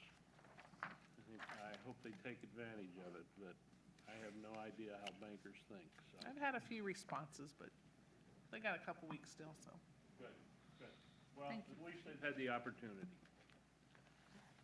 Very good. Thank you. Thank you. If there are no other questions or comments, that takes us to item number 3, which is also for information only. It's a briefing on property tax payment options, and that also was a subject of discussion, I believe, at last month's meeting. So Ms. Pack has an update on that. I do. Good evening. Thank you for the opportunity. I've had a lot of questions from you and for other people on what are the options for people to pay their taxes. We're trying to make this customer service more friendly. We're trying to keep our delinquencies down. So we're trying to, I just wanted to present this, give you an idea of what we have now and things that we're looking at, because there are a lot of things going on right now. So it's basically, we want to give everybody an option. They can decide how they want to pay. Right now, we have 3 options. They can pay by mail. The mail process, they can pay current or delinquent taxes. They can pay any amount, anytime, by check or money order. The second option they have is to come into the office, downtown or the annex. There again, they can pay current delinquent. They can pay any time between 8 a.m. and 5 p.m., any amount they want. They can pay check, cash, money order, or credit card. The caveat of paying in the office is there is a 2.5% fee on a credit card usage. Their third option right now is to pay online. You can pay anything current or delinquent online. You can pay anytime, 24/7. We have set a limit on the online just for simplicity models. The lesser of the due amount, or $100, was the minimum they set many years ago. And the credit card fees here, because these are all credit card payments now, are absorbed by the unified government. The theory here was that we wanted to push people to the website. Looking into the future, we like to call it, we love escrow. Our tax system actually has a functionality of escrow collection. Just like you would pay your mortgage company, we have the ability to set people up on monthly payments that would allow them to make monthly payments on their current or their future taxes. Again, in the escrow functionality, they can pay by mail, they can pay them in hand, or we can do an ACH that'll pull from their account as often as they want. Right now, the timeline for this is that we're looking into the functionality and doing some testing in the second and third quarter of 2017. We hope to implement this by the fourth quarter of 17, which will be when the next tax roll comes out. And we're hoping that by that time we'll be able to send notice to the taxpayers in their bills, so that giving them this option. We've had this request from a lot of people, especially as they pay off their mortgage. It just gives them the benefit that we can help them do that saving part for themselves and not have to come up with that at the tax time twice a year. The other thing we're looking at is a payment app on your cell phone. We're in the exploratory stages right now. We've talked to a couple of different vendors. This will give the ability for people, just the same as anything else, to pay on their phone. The payment options would be the same with any other app, your credit card, your checking account, or anything like that. So we have a lot of opportunities for people, and we do have a lot of technology coming out. So are there any questions about that? Comments, I have questions? a question. So, do I understand correctly that when people are delinquent and they make payments, it automatically goes against the oldest due bill? No. About 2 or 3 years ago, this commission, this body passed an ordinance that we collect delinquent tax on the most current delinquent year, which eliminates people. The tie we were in was people would pay their third year back taxes, and then they'd always have those 2 or 3 rolling years of taxes. When that ordinance was passed, we flipped that calendar around, and now if you're delinquent, you have to pay the most current one. So let's say you owe 13, 14, and 15 taxes. When you come in the door to pay your taxes, your delinquent taxes, we'll take 15 first. So in order for you to get off of a tax sale eligibility, you'd have to pay 15, 14, and 13 to get yourself out of that bind. Does that make sense? So has that been effective? It has been very effective because people want to get out of the tax sale. Thank you. You're welcome. Other comments or questions? I will say I took advantage of the online payment over the weekend myself, and it worked flawlessly. It just exceeded the limit I'd already set on my debit card, so I had to use my credit card. But the process itself was really very seamless and very quick, and the notification I got back in terms of my receipt was well done, so good job on the online. Thank you. Are we looking at an app that the unified government develops and owns, or are we looking for a commercial app that someone else is the owner of the software? The app that we're looking at is, technology is actually looking at it for us. It's a company outside of the unified government, but we would own what was on that app. So we could develop what was on there. They could pay court costs, taxes. The state of Kansas just signed a contract with a company to do this for the state, and we're hoping that that contract will help us, help our citizens be able to do everything in one place.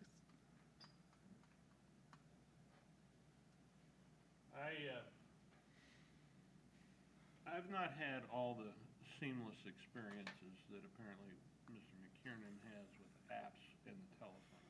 Well, I didn't use the app, I used the website. Oh, well, my point being that we need legal or someone with what you would call, what's the word I'm looking for? Someone that does that type of legal work. We need to look very carefully at putting apps on phones that pay bills to us, which could be misused.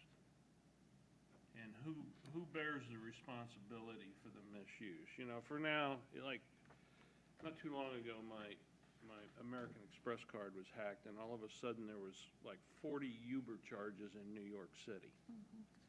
And I have no idea how they got it to use it. I mean, but they had to have got it because I've done something on the internet paying a bill. And fortunately for me, American Express eats that liability. I don't want to be in the position of us eating the liability for misuse. And maybe I don't understand the concept correctly, so maybe that's not even an issue. But somebody needs to sign off that we don't bear the responsibility for having to eat someone's taxes because somebody was able to use our app and hack it and extract money. I guess is what I'm trying to say. And I can answer that from the website perspective. Our website is, the payment is processed through Bank of America, and they are responsible for making sure that data is not, it goes through their Compromised. system.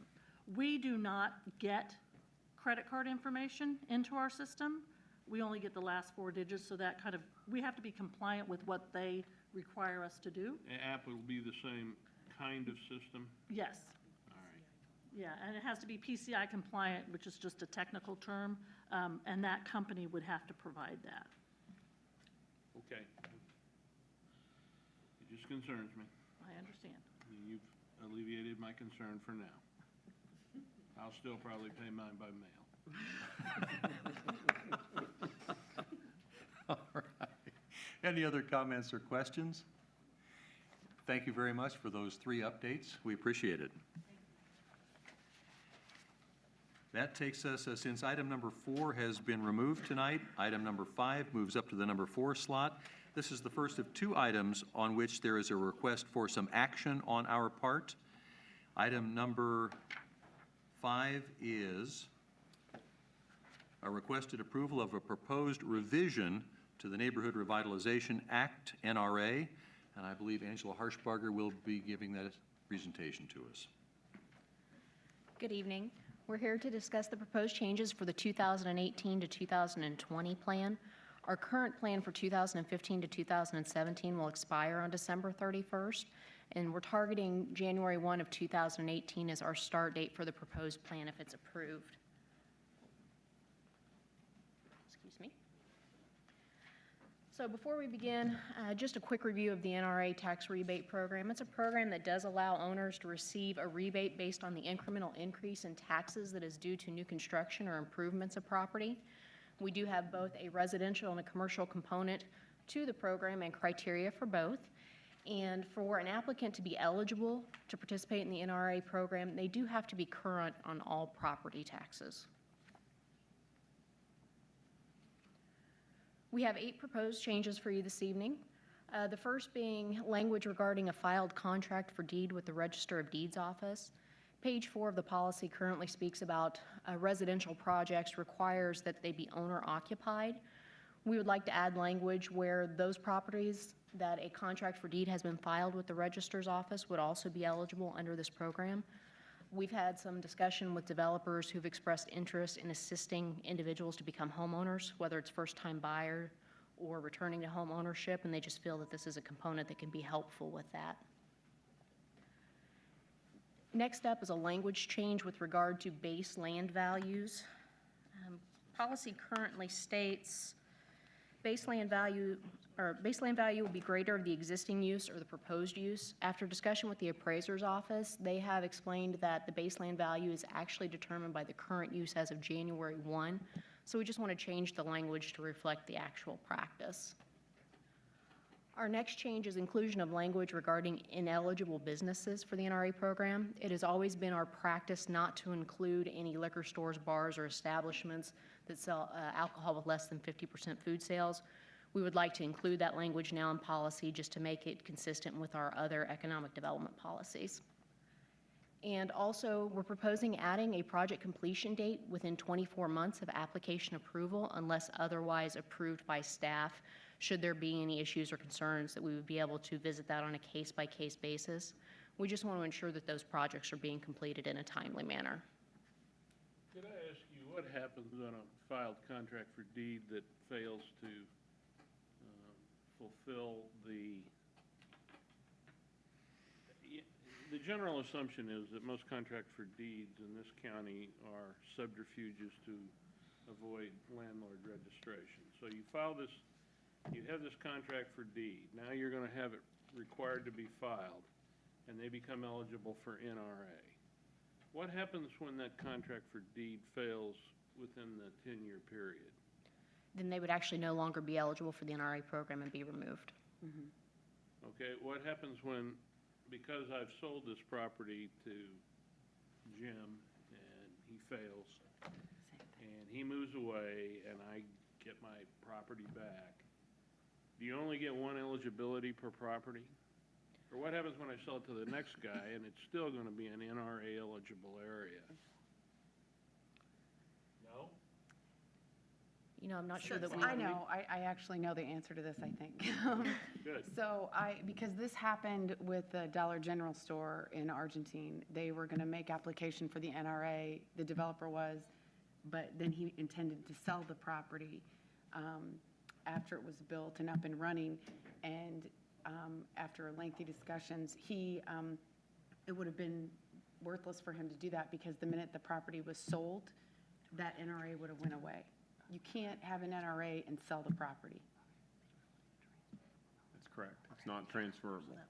The only exception to that is within new residential housing comes in, that we allow the developer to start under an NRA program, and then they can transfer that to a first homeowner that buys it. Okay, all right. But after that time period goes, if somebody gets it, then 5 years down the road, Yep. you don't sell it and sell the tax rebate program as well. All right, thank you. Thank you both. Good job, Commissioner. I was paying attention. Just a few more proposed changes.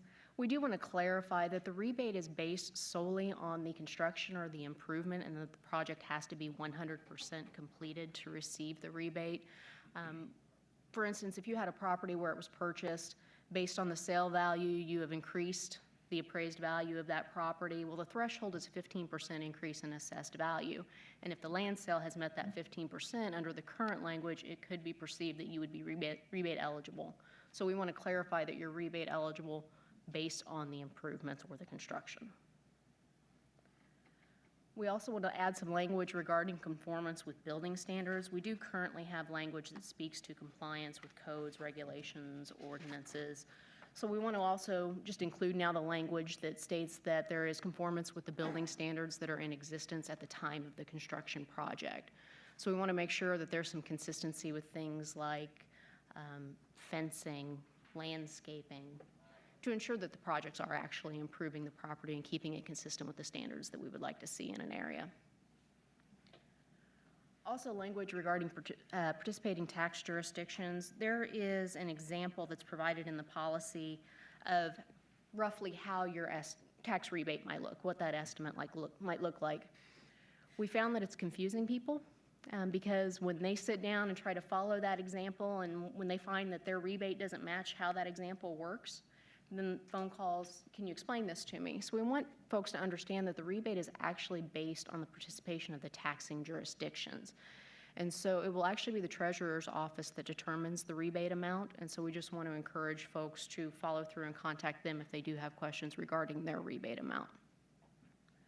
And then the last piece that we have for you, we're proposing 2 new special project areas. We do currently have 2 special project areas. One, existing Area A is considered a special project area, and then we have that State Avenue corridor there in the middle. For those areas, if it is a project that's retail in nature, if there's a historic designation, or if there is environmental contamination, that project may be eligible for a 75 to 85% tax rebate for a period of up to 20 years.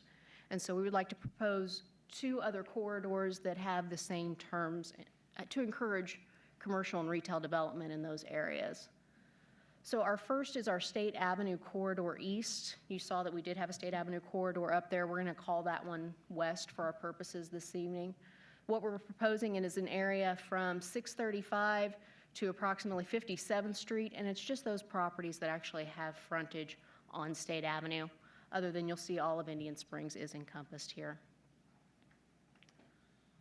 Our other, oh, sorry. Just a general question.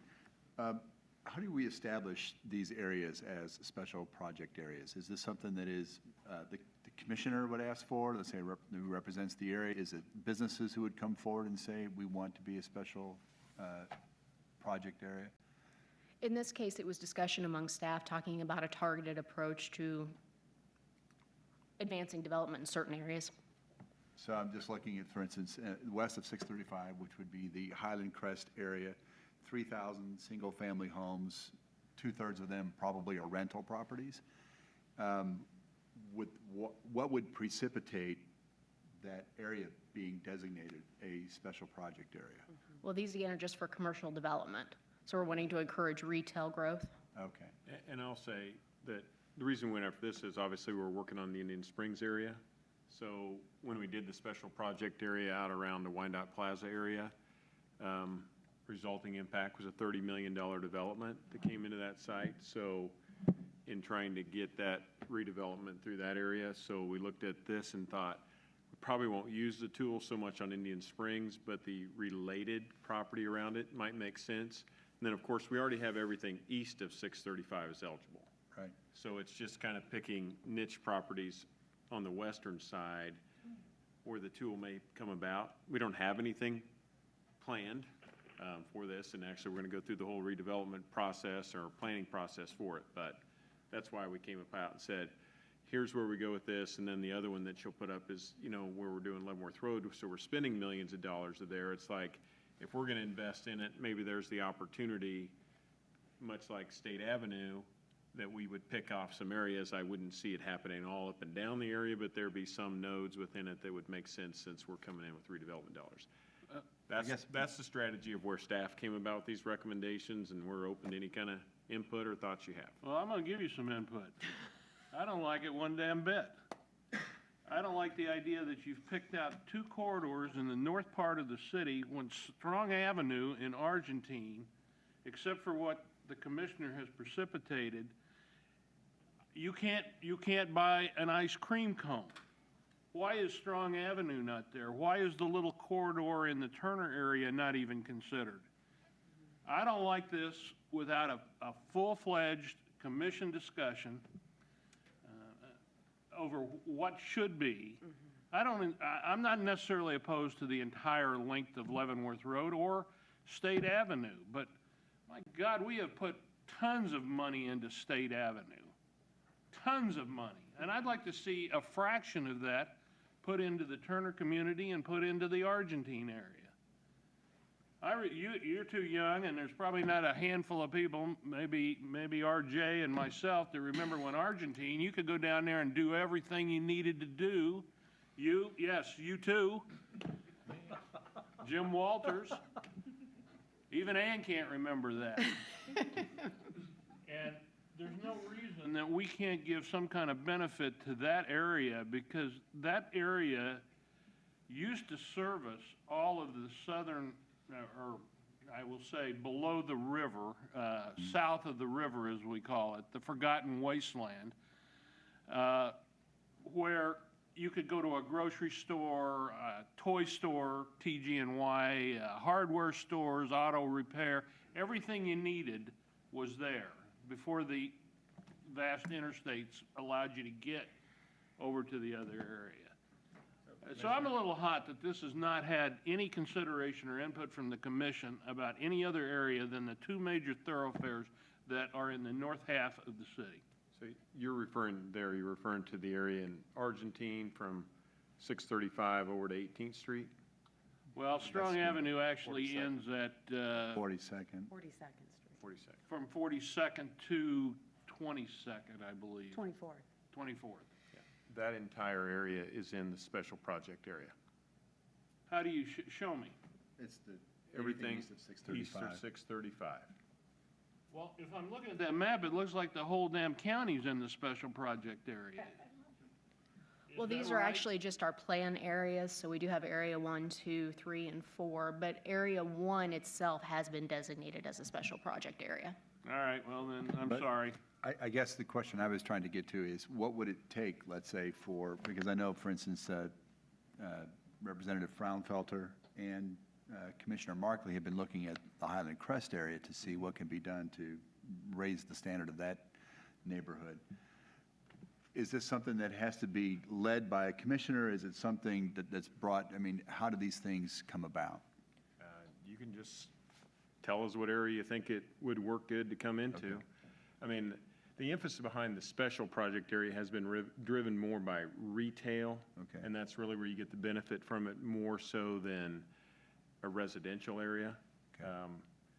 We could go that. We haven't done one for a residential area to take it out 20 years, but. Probably, if you said, let's say you would, select out Highland Crest, that area, and you would, since most of those are rental homes, single-family detached, you would not probably incentivize, we would not want to incentivize landlords, large landowners, utilizing the program to upgrade their properties and then continue to rent them. That would not be a purpose of this, correct? Well, and currently, we do not allow. Well, how aroused. is this different? I'm looking at a map that would suggest to me that Leavenworth Road is already in an existing area, both 1 and 2, and so is State Avenue. So you're highlighting those narrow bands with something special called a special project. I don't see any special project areas south of the river. Now, where am I wrong on this? No, you're correct, Commissioner. These have just been some initial discussions that we have. Tonight is not a final plan that's being presented by any means. We're bringing it for discussion so that we can next take proposed changes out to the school districts. We actually will not plan on coming back for a final version of this until sometime in September and October, and have lots of opportunity to explore some of those other corridors. Well, you've gotten my input tonight. Now, to be clear though, existing Area 1 includes authority to do a special project area within any area in special project Area 1. That's the key issue that you're not seeing outlined. It's because if you go into Area 2, you can't do a special project area just anywhere. You can only do it in the little outlined area right there around the State Avenue corridor around Wyandotte Plaza. But if you go into Area 1, we can pull out, we can come down around KU, we can do it around Strong Avenue, we can go up into the northeast area. We can designate that anywhere within that area. That's how our rules call out and say procedures allow for us to do that and designate it within any area. And we've looked at it a few different times, but it hadn't come out to be the right tool at that place. All right, well then Commissioner Alvey is still correct, though, that in USD 202, Commissioner, Board Member Alvey, where the line zigzags or detours away from 635, that's Turner, that's Shawnee. I live in that little square between, I live just west of 635, right at the county line border. So in that area, for there to be a special project area, we would have to designate like Gibbs Road or Metropolitan or one of the major thoroughfares through the southern part of the county. That is correct. Okay. And I'd probably add to, you're talking more about residential.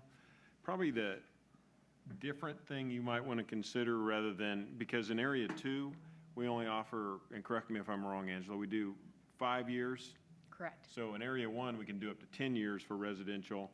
Area 2, it's only a 5-year, 95%. So to add an added incentive in the Highland Crest area for home ownership, not rental, Right. you would look at maybe carving out an area there and say, we'd like to make this a 10-year area rather than a 5-year area. Now, in saying that, I'll also note, and things change, but previously the Turner School District was not receptive to that. And in fact, when we did this, and I'd probably go back a couple iterations of this plan, it was, there was some resistance to it. Now, the last couple of times, they've been very welcoming to it and have found where it's been useful.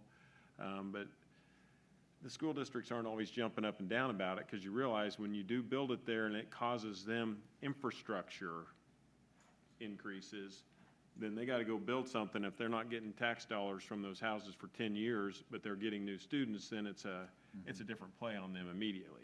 And that hadn't been the case in USD 500, where we've had some existing facilities, but now they're seeing a growth. But so far, they've been supportive of it still being that way. But I'm sorry. Go ahead. Would it be possible, let's say, going back to the Highland Crest neighborhood, if this were to be a special project area, that you would then go to, and I think probably, was it Gary Brown or Gary Smith is probably the largest property holder in that area? Has, lots and lots of homes for rent. Could he or could they make use of this if the development agreement would require them to put it up for sale as a single-family dwelling? Can it be done to move it from rental housing to single-family? So, Yeah, so that's what I was going to clarify for you. I think, tell me if I'm right, David, what you're trying to say is that the Highland Crest area has been a priority area for Southside for a long time. And in conjunction with what they're proposing here for commercial corridors, you are potentially proposing an 80% property tax rebate on owner-occupied residents that lie within the boundaries of Highland Crest. and wondering whether this could be a way to, Well, you could not have someone who is renting it out. Right, then take so, advantage of right, this. so it has to be owner occupied, so the way Owner-occupied. to do that is simply with marketing, is that as properties come up for sale in Highland Crest, or as renters approach their landlords about buying property, their incentive would be that if they bought it, they'd get an 80% property tax rebate if they took the initiative. Also, what it does is it empowers the people as opposed to organizations and bigger business. It's an incentive for the people, just a regular common Joe, to go out there and buy property and move to that area. So it's really just marketing and designating an area like what they're doing for the commercial areas. And I agree with you. I think it's a beautiful situation for Highland Crest, because I know Commissioner Markley really cares about that area. Right. And since it is residential in that area, it would be a 95% rebate. Yeah. And Doug, has Turner School District been concerned about these kinds of districts or project areas in the past? Turner's, because that lies in the Turner district. I'd probably go back 2 renewals ago. They expressed a fair amount of concern about the value of the program and whether or not the tax, if somebody was going to build, whether this was truly incenting somebody to do something different. Though what you're talking about in Highland Crest would probably be more of reinvestment within the existing houses. And so to add in, if you get a couple new ones built within it, that'd be great, because that means somebody's really demoing out of it and then building a new house within it. So, I mean, we could draw a box around the Highland Crest area and make it subject to the rules that are in existing Area 1, which would then make it be able to participate for a 95% 10-year rebate program. The incentive there would be, it does have to be homeowner occupied, and you have to have, and if it's an existing structure, you have to have a 15%. So the investment into it has to be 15% of the value of it. So there'd have to be, and you only get it on the incremental increase, but you could go in and make a substantial improvement to those homes, or if you demo something and take it back down, then you're getting a much more significant one need to come into it. So for me, that's really in the weeds, and it's a great explanation, but for, and I deal with it, so I'm very familiar with the program, but if you don't deal with it, it can be very confusing. So I think when this program, correct me if I'm wrong, Doug, when the program was originally set up, existing Area 1, which was east of 635, because of the significant amount of blight, code issues, and the income levels of the people that lived in those areas, the program was set up with greater incentives. And then Area 2 had a little less incentive, and then Area 3 a little less, and Area 4 a little less than that. And that way, we weren't competing with one another. We were just basing it on what the current market was, okay? So I think what you and Hal are saying is that the Highland Crest area is more comparable, even though it's in Turner, which is an Area 2, a higher income level, but Highland Crest has such a deep concentration of poverty, and the volume, the density is so great there that they could benefit from being designated in Area 1, which are all those benefits he's talking about for a special project area on State Avenue, which I would just say, I think is a good idea. So if you're asking for feedback tonight and not any kind of action, I would absolutely support that. I think I would defer to Commissioner Markley and actually to Representative Fraunfelter, who've been working on this issue in Highland Crest, to see how this would fit into things they've been looking at over the years. So I'm not suggesting that. I think that would ultimately could play out that way, but I'm not proposing that you add that right at this moment. I would like to see it as part of a larger effort to rehabilitate that area. So Commissioner Mejia, did you have some other comments or discussion that you wanted? Yeah, my comments were just the same as Hal, and it wasn't exclusive to just south of the river. It's just that I hope we're taking a look at all of Wyandotte County and special areas and areas of opportunity. I don't disagree that State Avenue corridor area is a good project area.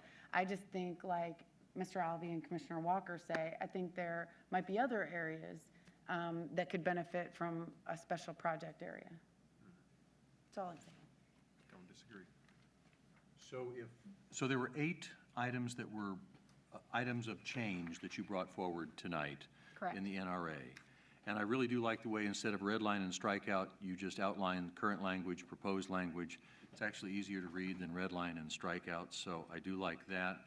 And what I've heard so far is really no concern about 7 of those 8 items, that the concern is the one that's number 2 on your list, special project areas, and that a clarification that everything in Area 1 is eligible for a special project area. Correct. You're proposing, in addition to State Avenue West, you're proposing State Avenue East and Leavenworth Road. Yes. And based on the discussion tonight, we're going to investigate Highland Crest as a further specified special project area.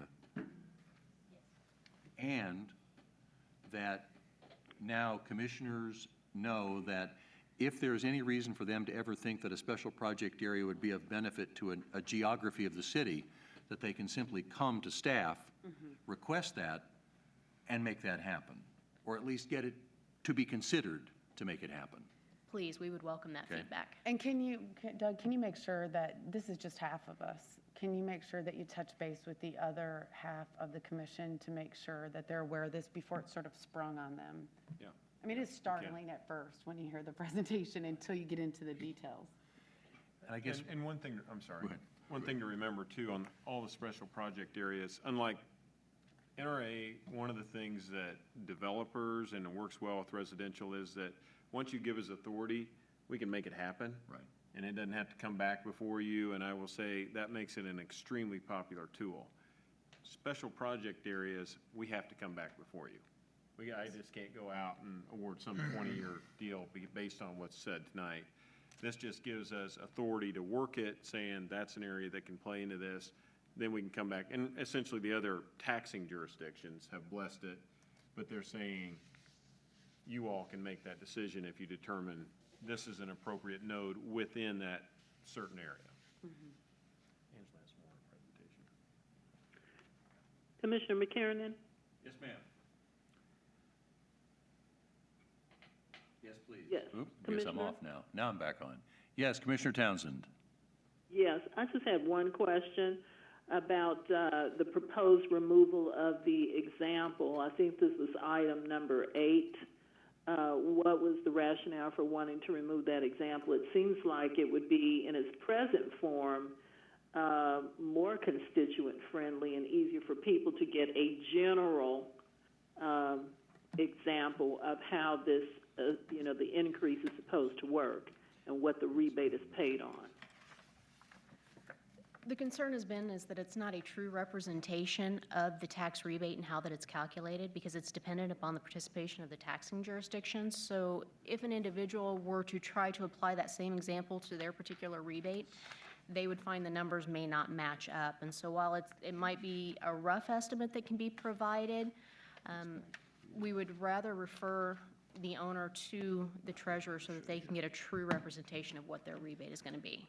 So historically, Why don't we just say that in addition to the example that's there? I just found it simpler to understand what the difference is going to be paid on, and just add to the language instead of taking it out. But that's just how I understood it. We can certainly do that, Commissioner.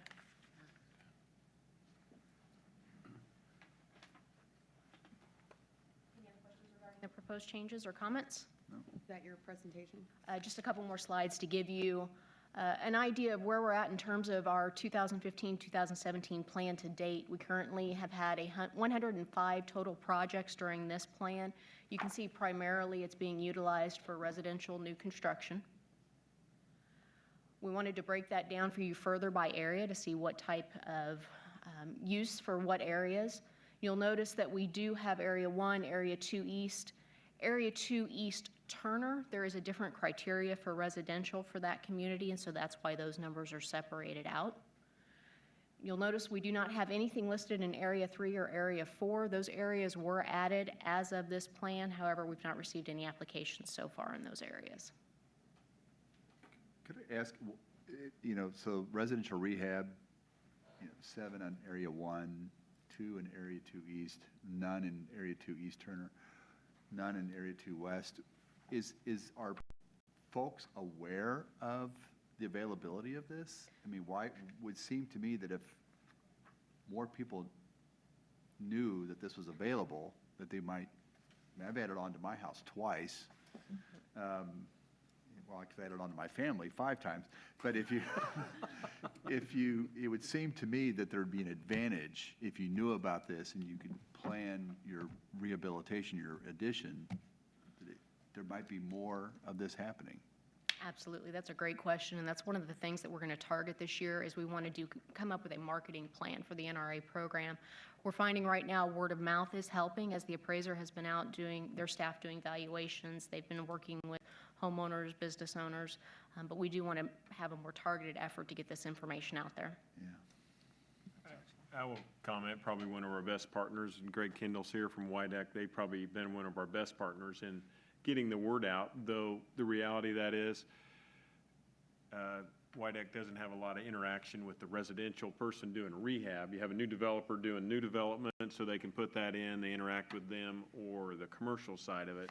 So getting to the average citizen outside of the material that we put out or what the media picks up, and we do post it out at building inspection. So when someone comes in for permits, I mean, the argument there to us has been, well, if somebody's coming in anyway, they're going to do it.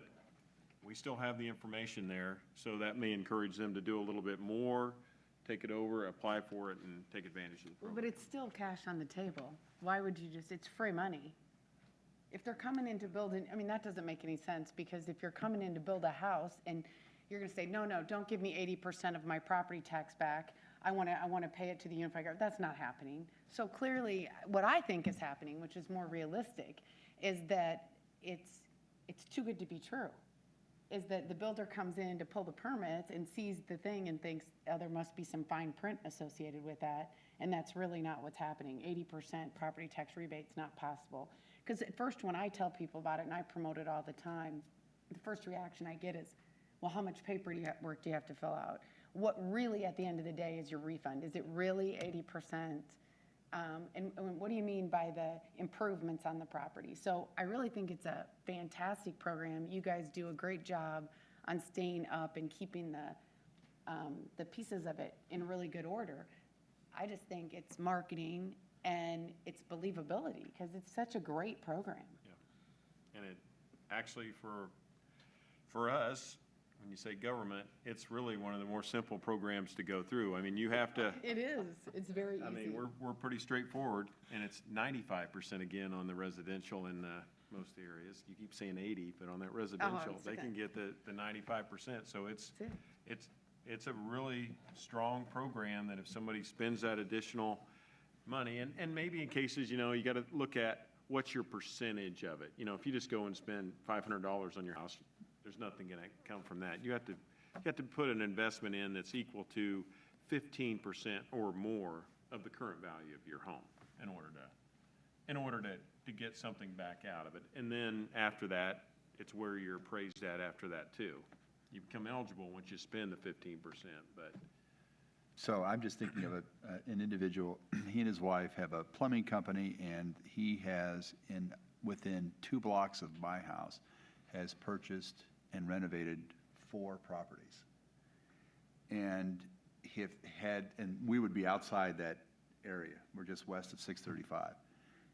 I think if he had been able to access this program, he would be looking for even more properties. And he really did do much more than 15%. I mean, 2 of these, one of them had been condemned. I'm almost certain of it. So, and generally, he's pretty savvy about these things. I think he would have known about it, but again, we're outside the area. I understand why we want to go back. No, David, you're not outside the area. Outside area It's a different area. You're outside Area 1, but you have Area 2. You just have less of a benefit than Area 1 does. I see. Correct. Right, I see, You I still see. have a program. Right, I see. And it's a good program in Area 2. I don't know that he was aware of the program. Sure. He might have taken advantage of it, and he might still be doing more, looking for other opportunities, and there are other opportunities on 49th Street for sure. And if he is, please have him give me a call. I will do that. And with our land bank, and now that we're taking home ownership and trying to get people, I mean, obviously, we're marketing it strong there, that's part of the bang for the buck. Come in, you take over this dilapidated property, here's your value, which is almost nothing at this point, maybe it's 10,000 or something, and then they're getting, as they bring it up to a $100,000 home or something, then they're getting 95% off that for 5 or 10 years. Just a couple more pieces of information for you here. These are the estimated project costs. At the time we received the application, these are the amounts that the developers are telling us that the construction will cost. So we wanted to give you a rough estimate of what the program's looking like for 2015, 2016, 2017, at least to date. So you can see for commercials, it's an estimated $6.1 million in construction, and residential for 2015 is $6.7. You'll notice a slight decrease, a little more than slight decrease for 2016 for commercial, but there is a difference. We had 7 commercial projects in 2015. We actually had 8 in 2016, but 2015 was all new construction, whereas 2016 was all rehab and renovation. So that accounts for that difference. And then you can see where we're at in terms of 2017. Back in January, Charles Brockman and Brittany Moore in our office provided an update on expired tax incentives, or expired incentives, and the NRA program was part of that presentation. So you've seen the figures fiscal year 2010 through 15. We wanted to add 16 and bring that back for you tonight just for your information. So what you're seeing there, base value, fiscal year value on the left, that's actually the increase in the appraised values. And then next to that, you have the base taxes and the fiscal year taxes, so the increase in taxes as well. And these are between the base year of the project and when the tax incentive expired. Nice. And this, to me, this is the piece that we sometimes forget about. We think about, and I always think about this, it's the 10 years, I'm not getting that. And I forget that after 10 years, we really do get a substantial influx into, especially our property taxes. That's $500,000 more every year. So we always have to remember when those terminate. Just a graph with the same information for you. We did want to share some of the success stories. So we have some examples here of residential rehab. So the before and after, you've got before on top and after on the bottom there. Residential new, we've gone from vacant lots to new homes. Commercial rehab, you have your before on the left and your after in the middle and to the right. And then commercial new, again, a vacant lot to a new commercial building. So we do have some tentative dates scheduled to take this presentation to the school districts. I have those listed here for you. What we're asking is approval to now take the proposed 18 to 20 plan to those jurisdictions for consideration. So you're asking for for approval of the eight changes to the NRA as you proposed it tonight, taking into consideration the discussion we've had on item number 2, special project areas. Yes. And so you're asking us if we would approve you taking this forward for discussion with the school district, then you'll circle back to us after those discussions for final approval of changes to the NRA. Did I That is correct. get all that right? All right. And Angela, when did you have the one with Turner School District in the, so it's right away? Right. And these are tentative. We can make changes if necessary. Because if we're going to look at the Highland Crest area, then I wouldn't want to go to that district without already having that built in as what we're coming to recommend. Again, I'm not suggesting you recommend it. I think it has to be part of a larger effort in a more coherent plan. So I think that could be done, but I think if you would lay it out as an example, if we were to, let's say, choose an area, let's say in the Turner School District, let's, as a suggestion, look at Highland Crest, because everybody's familiar with it, and say, this is the potential that we could realize through this. Absolutely. We could probably get to the other standing committee on the 22nd of May, and we could take the same presentation to them and then get their input. So I guess the question would be from this group, if there's more input to say, let's add it, would you be good with that? Or, and then we could go to that other committee and get their input on it and see if they're there or particularly like Commissioner Markley or someone would be opposed to it. I'd be comfortable with taking all of our discussion here to the other standing committee, to the other 5 commissioners, prior to taking it out to the school districts. Yeah, okay. Okay. Do we need a motion on that to make that official, or? Do we? So I'll look over there. Well, I think we just, since it's going to another standing committee, I think it can go through the process to put it on a standing committee, Commissioner. yeah, you're not actually, we're giving you you're giving us the direction. Okay, good. We're taking it to the school districts. This is the plan we're working with, obviously, as we go through with all those districts, all these different taxing entities. Well, the original We gotta come back RFA with said one that says- approve, so I just wanted to make sure that we didn't need to actually take action, other than give direction. Just give direction to send it to the Okay. other standing committee, I think. Good, Like then Doug we've said, given said Commissioner. direction. Thank you very much. Appreciate the update and the presentation. Great job. Thank you. That brings us then to our new item number 5, which is the blue sheeted item, and that is to consider a resolution to set a public hearing for the Argentine fast food shops. And to do that presentation, we're going to welcome our new interim Director of Economic Development, Mr. John Stevens, to our committee. John, Yes, ma'am. before you start, I am recusing myself from this vote. I am the Executive Director of the Argentine Neighborhood Development Association, and we are making a $1.2 million donation to this project. It was a stipulation in order to be able to get it on the agenda for commission review. So I'm just going to go sit back there, but I do know there are people here from the. Can't you still sit here and just I'd stare at rather the floor? not. Okay, fair enough. So there are people here, though, from the public that have stuff to say about this. Okay. And we did send out, we updated some things to the presentation, I'm sorry, Commissioners. Okay. Updated some things to the presentation, so I'm just giving you John's new update. It came out to you electronically, but Was that the one that came that Rocky sent out right before? Yes, it is. There it is. I have it. Mr. Stevens, welcome to our standing committee. Thank you, sir. Gosh, we're ahead of schedule. Usually we wouldn't get to you until later. So. Oh, wow. I feel honored. Thank you. Yeah. So, good evening, commissioners and staff. Just for the record, John Stevens, Interim Director of Economic Development. As Commissioner Murguia said, I also want to recognize John Davis with Ferguson Properties, who is the developer, who's here, as well as Kevin Lee with Posanelli, representing the client, Argentine Betterment Corporation. So we're here this evening. And John, they're welcome to come up. I know you're new to, if you two want to come up and join John at the mic, that's fine.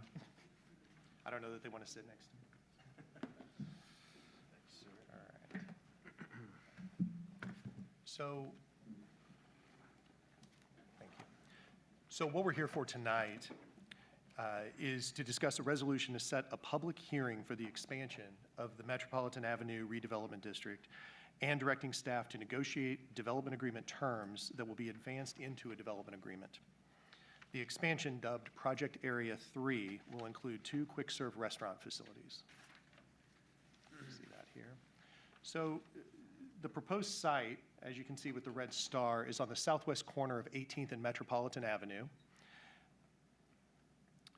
And I will also point out, between the Walmart Neighborhood Market and the Save-A-Lot, in the center there, there's some land clearance. You can see that is the South Patrol. So here's another view of that site. Once again, the southwest quadrant of 18th Street Expressway, just south of the Save-A-Lot and the Dollar General. So now I'd like to turn it over to the developer to give you an overview of the actual site plan. Thanks, John.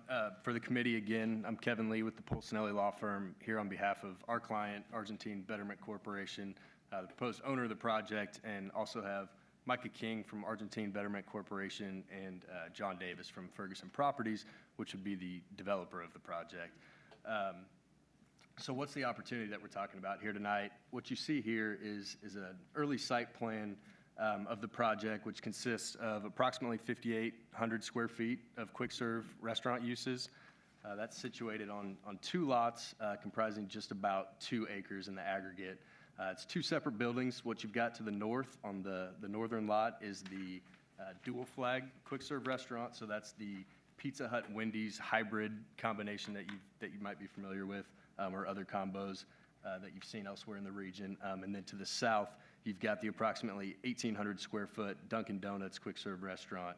And so that's the project that we're talking about here this evening. On the left, you've got some prototype concept elevations of what these might look like when they come to fruition. But that's the project. We think it's a great project and one that is very important to the neighborhood, as evidenced in part by the many folks who have now devoted several years to this project. So I'll let John continue with the presentation, and then we're here to answer any questions you guys have. Certainly, and so really here to answer any questions you may have, but as was mentioned, we spent a lot of time and energy really working through this site, trying to figure out ways to maximize visibility, maximize access, the sorts of things that attract these sorts of retailers, and at the same time strategically avoid existing utilities, minimize costs to make this thing possible. So stand ready to answer any questions you have. So one question I've had, so, I know the site very well. It's right adjacent, obviously, to 18th Street Expressway. There are pad sites on La Plaza, but this is preferable because of the visibility and the accessibility. Yes, sir, So that is it correct. that driving one extra block is just enough to discourage some people from taking advantage of these businesses. That's what we've heard when we've gone to the retailers. That's, they ultimately pick where they want to go, and this is the site that they've expressed interest in, and so we have to we're limited to pursuing the options that seem viable in the near term, here and now, as opposed to what may come on those pad sites later, but that is definitely what the market has told us. So these would actually be visible from 18th Street, whether traveling north or south, Correct. whereas if it was in La Plaza on the pad sites, may not be. I'm going to make a motion to approve the resolution for setting the public hearing. Second. Okay, there's a motion and a second. Is there any further discussion or any further presentation? Yeah, we have the development deal we were going to explain to you. We were asked to bring back the terms of the deal, I think, when we had it, or not, before we came back, so we had the terms of the deal we wanted to go through. Is it any different than what you put out in this? It's what's in this. If you feel a need, then go ahead. We only do what you need. No, I want to make sure. Okay. I'll continue based on Commissioner McKiernan's affirmative. So to give you an idea on some of the proposal details, this includes the total project cost of $3.3 million. That includes the UG-owned parcel and the KDOT right-of-way being donated. You can see factors to consider are related, obviously, to the Walmart neighborhood market and the Save-A-Lot grocery that opened in spring of 2014. As the board member, Mr. Alvey, mentioned, you can see the parcels, Project Area 1 and Project Area 2, and this would be extending to accommodate Project Area 3. I will turn it over to Kathleen to cover some of the financials. So we felt that we needed to go over some of the financing of the Project Area 1 and 2. So Project Area 1 is the top bullet. We issued $1.6 million in general obligation bonds in 2013 to assist in the financing of the development where the Save-A-Lot is right now. $650,000 of it was to be paid back by, or paid for, the debt service to be paid for by property tax TIF, and then the other $950,000 from the sales tax agreement. The second project area, that development project cost $3.7 million. General obligation bond done a year later, and roughly, or the issuance was done a year later, and it comprised of $1 million in general obligation bond for a road improvement to that area, and then 2.7 for a grocery store. So, and then finally, there's some undeveloped outlots that exist currently in Project Area 1, or 2, sorry. So, so as you can tell, these project areas are relatively new. So we don't have a lot of data, but I know there was a lot of talk about the financial performance of these project areas, and how much sales tax did we collect in that area. So the first year is 2014, and of course that's only for about 4 months. And then we have a full year of 15 and a full year of 16. The blue is Project Area 1, and then the orange is Project Area 2. So you can see that the comparison between 15 and 16 was substantial. So this is the amount of sales tax that we're collecting. So you can see. Sorry. No, that's all right. So there was some discussion about the revenue performance of these respective areas. So currently in Project Area 1, it has 2 revenue sources. I've segregated them separately here. So, if you look at, for example, the property tax and then the sales level of debt service for those various general obligation bonds, this is the third column over is revenue. That's how much money has been collected. This is just in 2016, by the way. And so if you can do the math, you can see the net. And if you multiply it by the number of years that are remaining on the bond issue, you come out with an amount of money that is in excess of the amount that's required in order to meet debt service. So if you just do the math, you can see that roughly that this project area is expecting to be paid off relatively soon. In this one, it's 5 years. If you go to the next, and then in this one, it's in 7 years. So performing very well. So any questions related to that? All right. So moving on, the requested incentives for this project include a CID 1% sales tax add-on, a TIF district property tax and sales tax, the federal grants, which you will notice are the grants awarded to ANDA with commitment of all proceeds of those contributed to this project, and then an economic development upfront cash contribution from the unified government up to $500,000. And that includes payback financing structure with the UG recovering that investment. So in conclusion, we're seeking direction to proceed with a resolution that would set a public hearing to amend the existing Metropolitan Avenue TIF district, to expand the boundaries to include the aforementioned Project Area 3, and then direction to advance the development agreement terms into a development agreement, and direction on the proposed upfront contribution from the UG with associated payback provisions. Thank you. My motion includes both to adopt the resolution for the public hearing and to approve the terms or to advance the proposed terms into a final development agreement. Second. I have one question, Mr. Chairman. Yes, go ahead. Go ahead, Commissioner Townsend. On the final presentation, or the page that was shown about the $500,000, will that zero out that fund, or seems like we had some discussion before about that. Well, Will that zero that out? Is that or is there more? Is there more fund? you're referring to the additional gap fund funds that I, available if no, we still have money within that account. Probably going to take it and restructure it as we come forward with our projected budget that we come forward with and move some of it into 18. But we'd originally come out and put $1 million into 16 and then $2 million into 17. So we'll have the 500,000 here, and then we'll probably push it. So we'll leave some left in this year and then put more of it, probably move more of it into 18.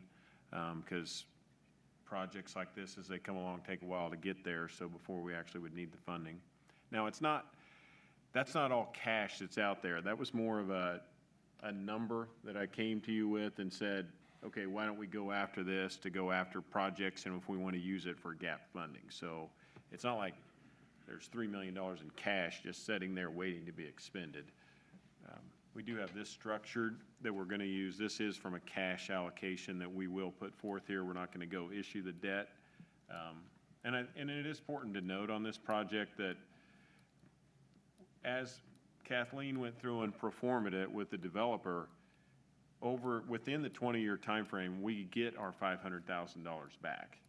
With, I think he calculated at a couple percent, calculated like we would if we issued bonds, because that's otherwise where we would have the money coming from. Well, since we're going on with discussion after the motion and second, let me ask a question that I have not been told the answer to. Do we have in this development agreement a continuous operation clause? I don't necessarily mean that it has to be the same people operating, but somebody has to continue to operate these businesses for the 20-year period. So say Dunkin' Donuts wants to bail in 10 years. Before they can bail on their obligation, they have to find a purchaser who will step into their place. Do we have any kind of provision like that in this agreement? Well, we don't have the development agreement negotiated through yet, but that's an excellent point, Commissioner, and one that we've had some discussion on, but I don't know that we have a firm. And if the developer wants to speak to that now? I think it's certainly something that we can consider and discuss as we negotiate. I'd like y'all to discuss it very closely, because if we're putting up this kind of tax incentives, and the nature of the business is not necessarily one that I've heard of that gets tax incentives and public donation, I think the reciprocal obligation ought to be that someone fulfills if a Dunkin' Donuts doesn't work there, something else will work there. And put the burden on the ownership of the developer or the franchise to find the purchaser or fulfill the commitment until they do.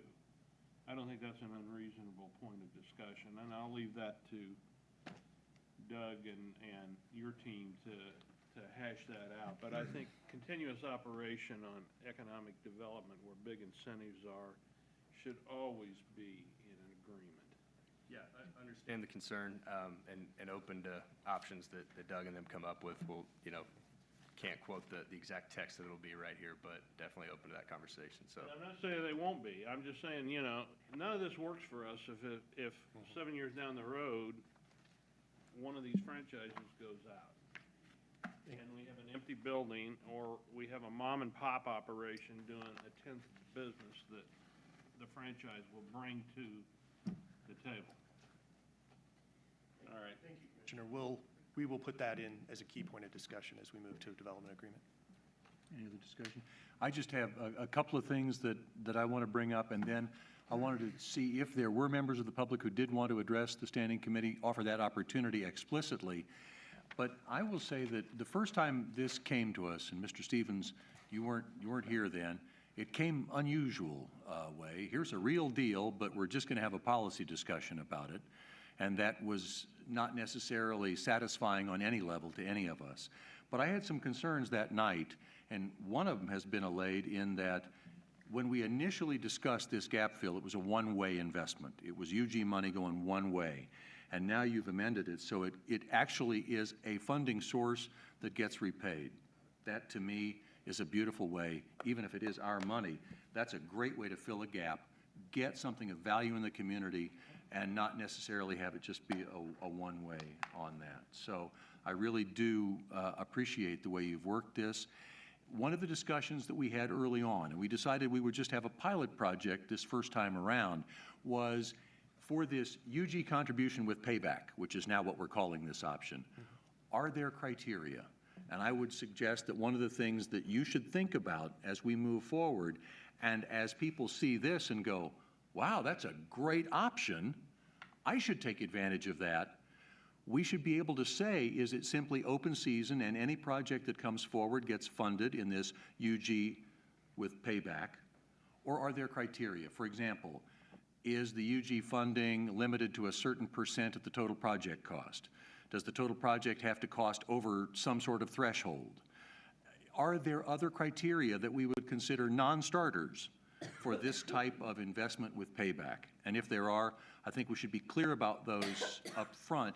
And if really there aren't, and if we learn from this that you all as an economic development team can evaluate on a case-by-case basis and make this work, then so be it. But if there are certain criteria, I think we should begin to formulate those to give direction to future projects that might want to take advantage of this money. Commissioner Walker. As they say, location, location, location. I think that the reason I find this acceptable, and I'll say, well, there's a number of reasons why, but inside what we have come to call our urban core, which is generally considered 635 East, maybe the criteria are different. I would not approve this kind of project out west at the Legends, obviously. So there's one of your criteria. So how you define what part of the community merits this is part of what Doug's challenge is and your challenge as the economic director. But I would not agree to this in many areas of the community because there's not that incentive of there's not the poverty, there's not the need for the jobs or the people that would take advantage of the jobs. So I'm not going to define the location, but I want some location criteria. Thank you, Commissioners. As part of a larger discussion on this issue, we will certainly bring that up and discuss that as a staff as to how we look at criterion. And then my only remaining question on this is, we're moving this forward for, it says a public hearing on changing the TIF, but does the CID also need a public hearing, and will that be part of the TIF realignment discussion? Yeah, traditionally the CID does not move concurrent to the TIF hearing, so that would be an additional. They have to actually file a petition too, which you know, it's kind of getting the whole project area in, so they have to file a petition that comes forward to say everything within that property will be there, and then we can put it online. We may be able to get it on track where we get it approved shortly, or right behind this project. But we are agreeing within our development agreement, that'll be a term that, you know, you still have to have a public hearing on the TIF, but that we will put that forward and advance it. And then that can still happen based on the public hearing for the CID, but since they will be the owners of, the developers of all the property within it, you'll have 100%, I assume, signed on the petition to participate in it. Yeah, thanks, Doug. The only thing I would add is that, like John mentioned, the TIF is really a two-step process where you come and you have the district created, or in this case amended, and then come back with a project plan. And so it's very common to run the CID concurrently with the project plan. With the project plan, okay. And it will require a public Okay, hearing. excellent. So what's the date we are targeting to move this to? Is it, We're looking to come back to the commission on May 11th to set the public hearing for June 15th. okay, So that'll that's your- change the TIF district, then it's moving forward with the plan. So then that'll be, we'll probably have to have set another public hearing following that, and then the TIF plan that will follow that. And at that point, we'll be approving the development agreement. So there'll be plenty of time for this committee to get to see a final vetted out development agreement to come back before you while we're going through the TIF process that'll just kind of keep moving consecutively Sounds good. along over the next I couple of just months. confirmed with Commissioner Walker, those were exactly the dates he had included in his original motion. Those are to be included in my motion, those dates. It does. Did any member of the public who is here wish to make any comment to the committee before we bring this up for a vote? I don't, sir. If you'd come over to the podium and just give us your name and city of residence for the record. I live in Argentine, 3729 Metropolitan Avenue. And you are? R.J. Samuels. Thank you, sir. As a person that has owned 17 restaurants, I agree with Commissioner Walker that 7 or 10 years later, you don't know what's going to happen in that building. However, I will tell you this, of the restaurants I've owned, none of them are empty to this day. I don't own any of them at this point. So if somebody's in there, you can rent them out, that's for sure.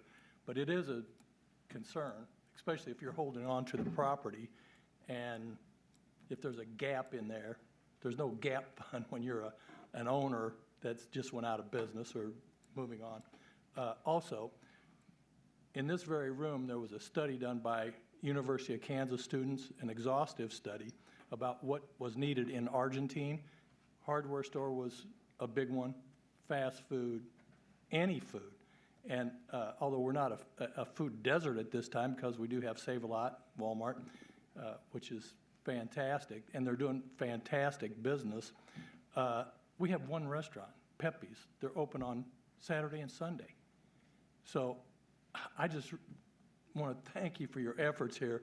I've lived in Argentine for 17 years. My grandparents are been going over there for 70 years now. So I think this is going to be a great thing, and I hope it pays off in spades for all of us, especially the neighborhood and the 70 jobs that it's going to bring to our neighborhood, walking distance from your constituents. So thanks again. Thank you very much. Thank you, sir. Appreciate it. There's a motion and a second before us to move forward as outlined in the resolution. Any further discussion? Roll call, please. Roll call. Alvey. Aye. Walters. Aye. Murguia. Townsend. Aye. Walker. Aye. McKiernan. Aye. That does move forward then for further consideration. That is the last item of business on our agenda. There being nothing more before us, we are adjourned.